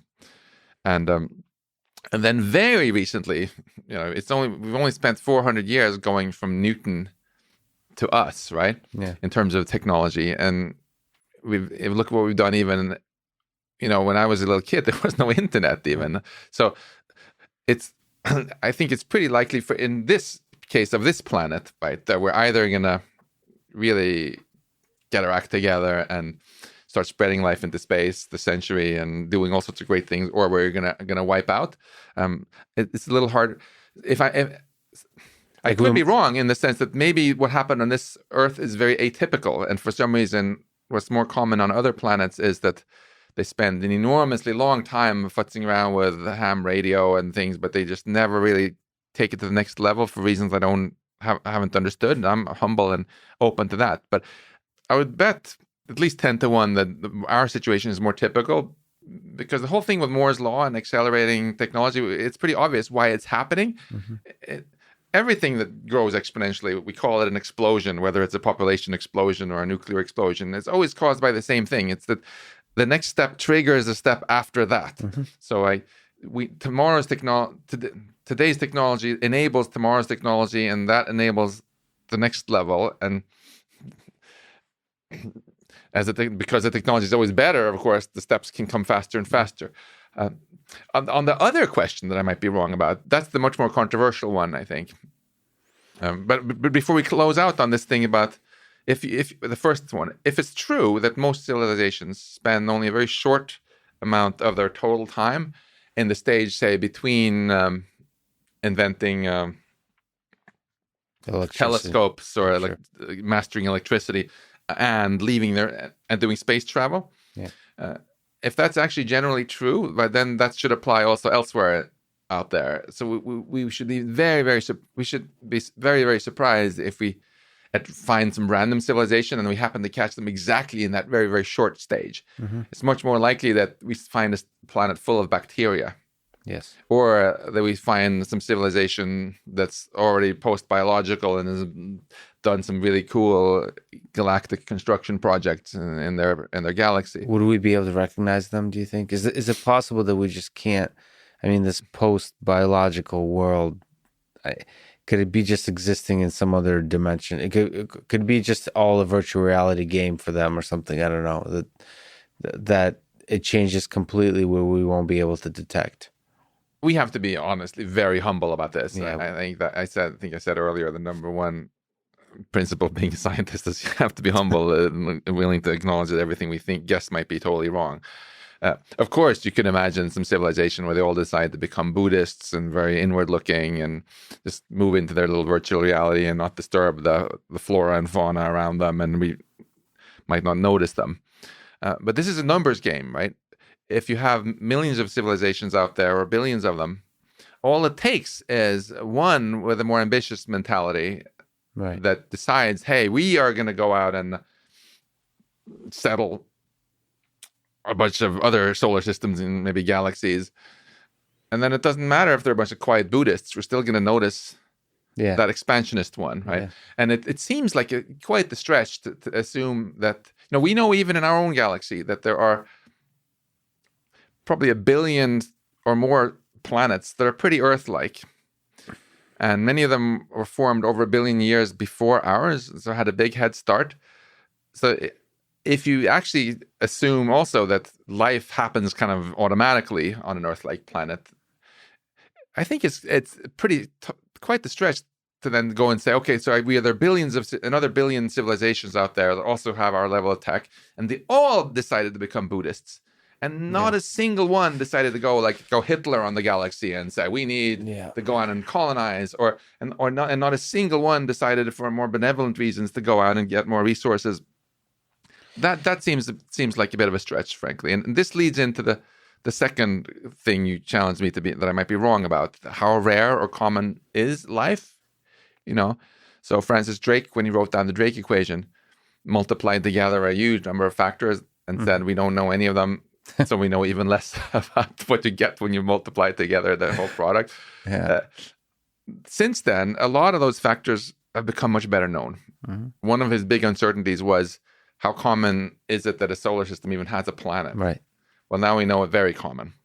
Earth-like planets, we know we have better There are a estimates dime a for that. dozen. There are Yeah. many, many of them, even in our galaxy. At the same time, we have, thanks to, I'm a big supporter of the SETI project and its cousins, and I think we should keep doing this. And we've learned a lot. We've learned that so far, all we have is still unconvincing hints, nothing more, right? And there are certainly many scenarios where it would be dead obvious. If there were 100 million other human-like civilizations in our galaxy, it would not be that hard to notice some of them with today's technology, and we haven't, right? So what we can say is, well, okay, we can rule out that there is a human-level civilization on the moon, and in fact, in many nearby solar systems, where we cannot rule out, of course, that there is something like Earth sitting in a galaxy 5 billion light years away. But we've ruled out a lot, and that's already kind of shocking, given that there are all these planets there. So like, where are they? Where are they all? That's the classic Fermi paradox. Yeah. And so my argument, which might very well be wrong, is very simple. Really, it just goes like this: okay, we have no clue about this. It could be the probability of getting life on a random planet. It could be 10 to the minus 1 a priori, or 10 to the minus 10, 10 to the minus 20, 10 to the minus 30, 10 to the minus 40. Basically, every order of magnitude is about equally likely. When you then do the math and ask how close is our nearest neighbor, it's again equally likely that it's 10 to the 10 meters away, 10 to the 20 meters away, 10 to the 30 meters away. We have some nerdy ways of talking about this with Bayesian statistics and a uniform log prior, but that's irrelevant. This is the simple basic argument.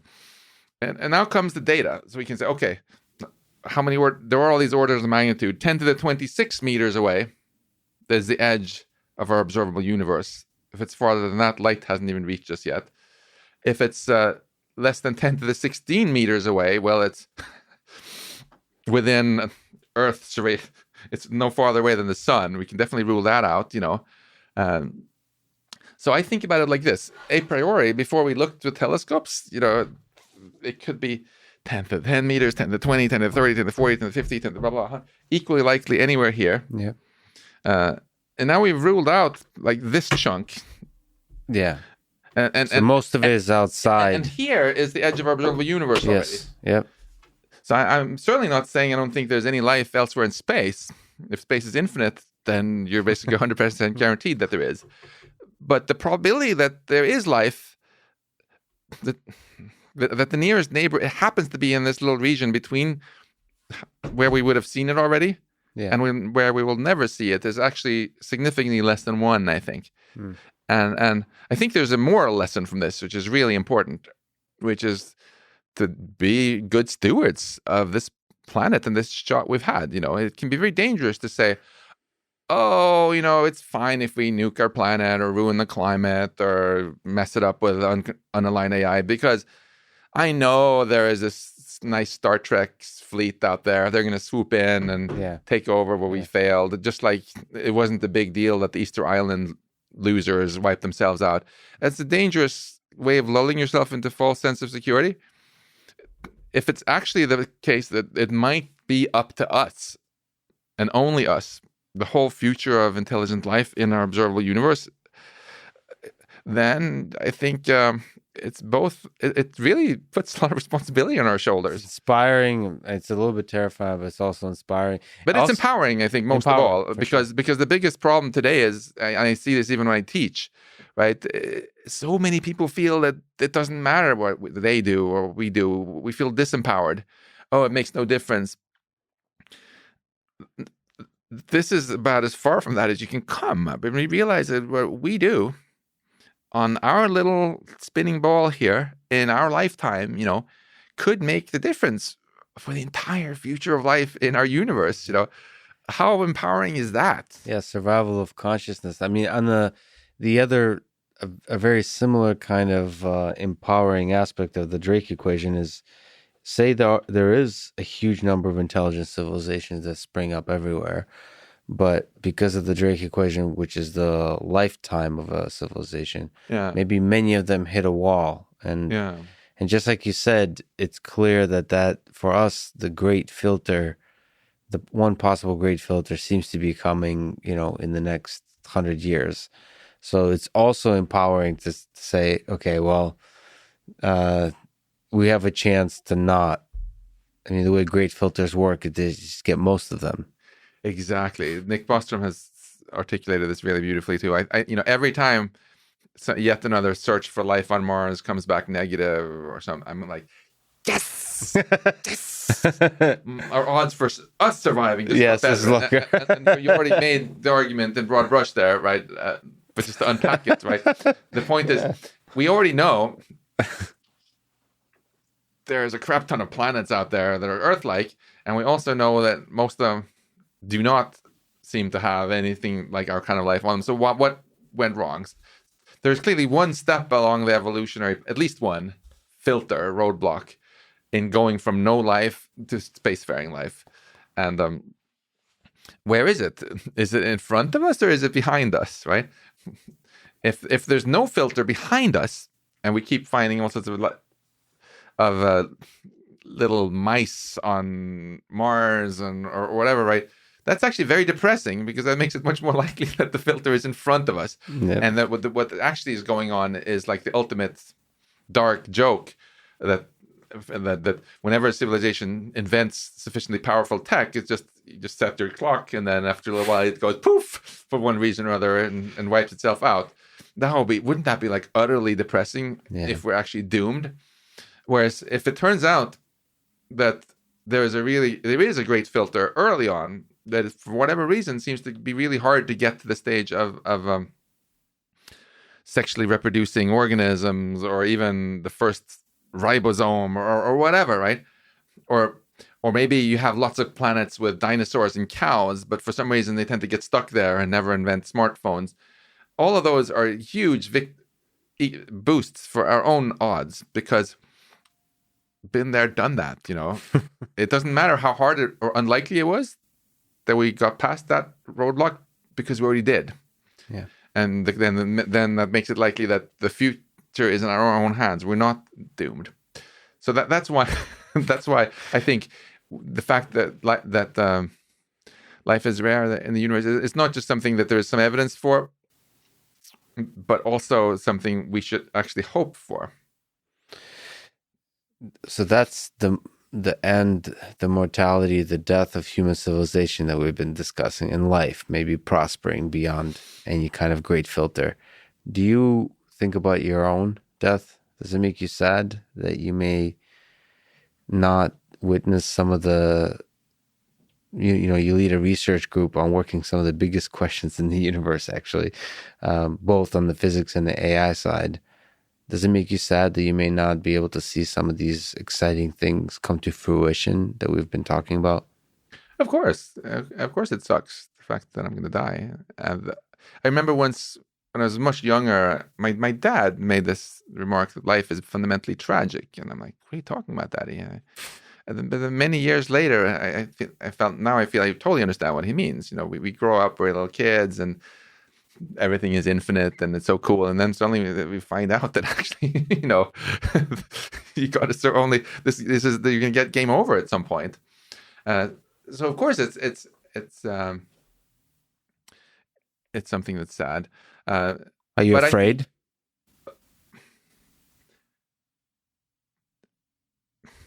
Not in the sense that I think anything terrible is going to happen after I die or anything like that. No, I think it's really going to be game over.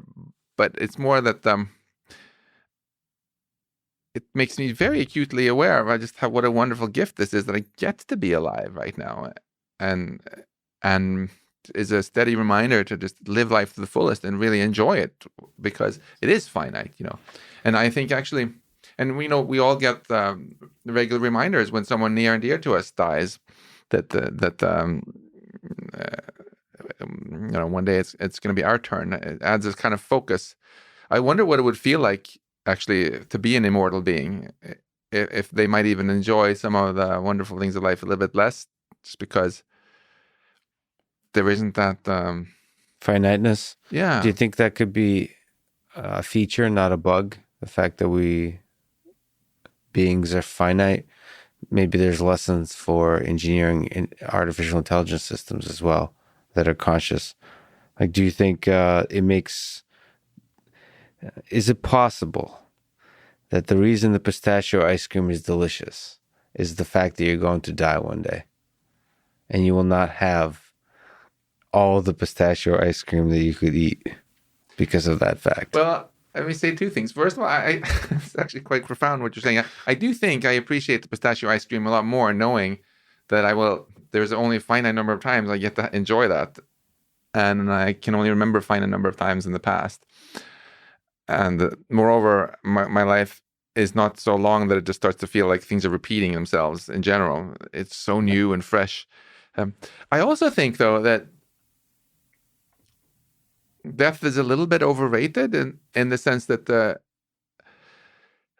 it comes from a sort of outdated view of physics and what life actually is. Because if you ask, okay, what is it that's going to die exactly? What am I really? When I say it, I feel sad about the idea of myself dying. Am I really sad that this skin cell here is going to die?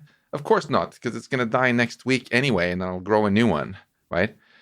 And it's not any of my cells that I'm associating really with who I really am, nor is it any of my atoms or quarks or electrons. In fact, basically all of my atoms get replaced on a regular basis, right? So what is it that's really me from a more modern physics perspective? It's the information in processing in me. That's where my memory, that's my memories, that's my values, my dreams, my passion, my love. That's what's really fundamentally me. And frankly, not all of that will die when my body dies. Like Richard Feynman, for example, his body died of cancer, but many of his ideas that he felt made him very him actually live on. This is my own little personal tribute to Richard Feynman, right? I try to keep a little bit of him alive in myself. Mm-hmm. And I've even quoted him today, right? Yeah, he almost came alive for a brief moment in this conversation. Yeah. Yeah, and this honestly gives me some solace. When I work as a teacher, I feel if I can actually share a bit about myself that my students feel worthy enough to copy and adopt as a part of things that they know or they believe or aspire to, now I live on also a little bit in them, right? And so being a teacher is a little bit of what that's something also that contributes to making me a little teeny bit less mortal, right? Because I'm not all going to die all at once, right? And I find that a beautiful tribute to people we generally respect. If we can remember them and carry in us the things that we felt was the most awesome about them, right? Then they live on. And I'm getting a bit emotional here, but it's a very beautiful idea you bring up there. I think we should stop this old-fashioned materialism and just equate who we are with our quarks and electrons. There's no scientific basis for that, really. And it's also very uninspiring. Now, if you look a little bit towards the future, right? One thing which really sucks about humans dying is that even though some of their teachings and memories and stories and ethics and so on will be copied by those around them, hopefully, a lot of it can't be copied and just dies with them, with their brain. And that really sucks. That's the fundamental reason why we find it so tragic when someone goes from having all this information there to just gone, ruined, right? With more post-biological intelligence, that's going to shift a lot, right? The only reason it's so hard to make a backup of your brain in its entirety is exactly because it wasn't built for that, right? Mm-hmm. If you have a future machine intelligence, there's no reason for why it has to die at all. If it wants to if you want to copy it, whatever is it into some other quark blob, right? You can copy not just some of it, but all of it, right? And so in that sense, you can get immortality because all the information can be copied out of any individual entity. It's not just mortality that will change if we get to more post-biological life. It's also with that, I think very much the whole individualism we have now, right? The reason that we make such a big difference between me and you is exactly because we're a little bit limited in how much we can copy. Like I would just love to go like this and copy your Russian skills, Russian speaking skills. Yeah. Wouldn't it be awesome? But I can't. I have to actually work for years if I want to get better on it. And but if we were robots, just copy and paste freely, then that loses completely. It washes away the sense of what immortality is, and also individuality a little bit, right? We would start feeling much more. Maybe we would feel much more collaborative with each other if we can just, hey, I'll give you my Russian, you can give me your Russian, and I'll give you whatever. Suddenly you can speak Swedish. Maybe that's less a bad trade for you, but whatever else you want from my brain, right? Yeah. And there have been a lot of sci-fi stories about hive minds and so on, where experiences can be more broadly shared. I think I don't pretend to know what it would feel like to be a super intelligent machine, but I'm quite confident that however it feels about mortality and individuality will be very, very different from how it is for us.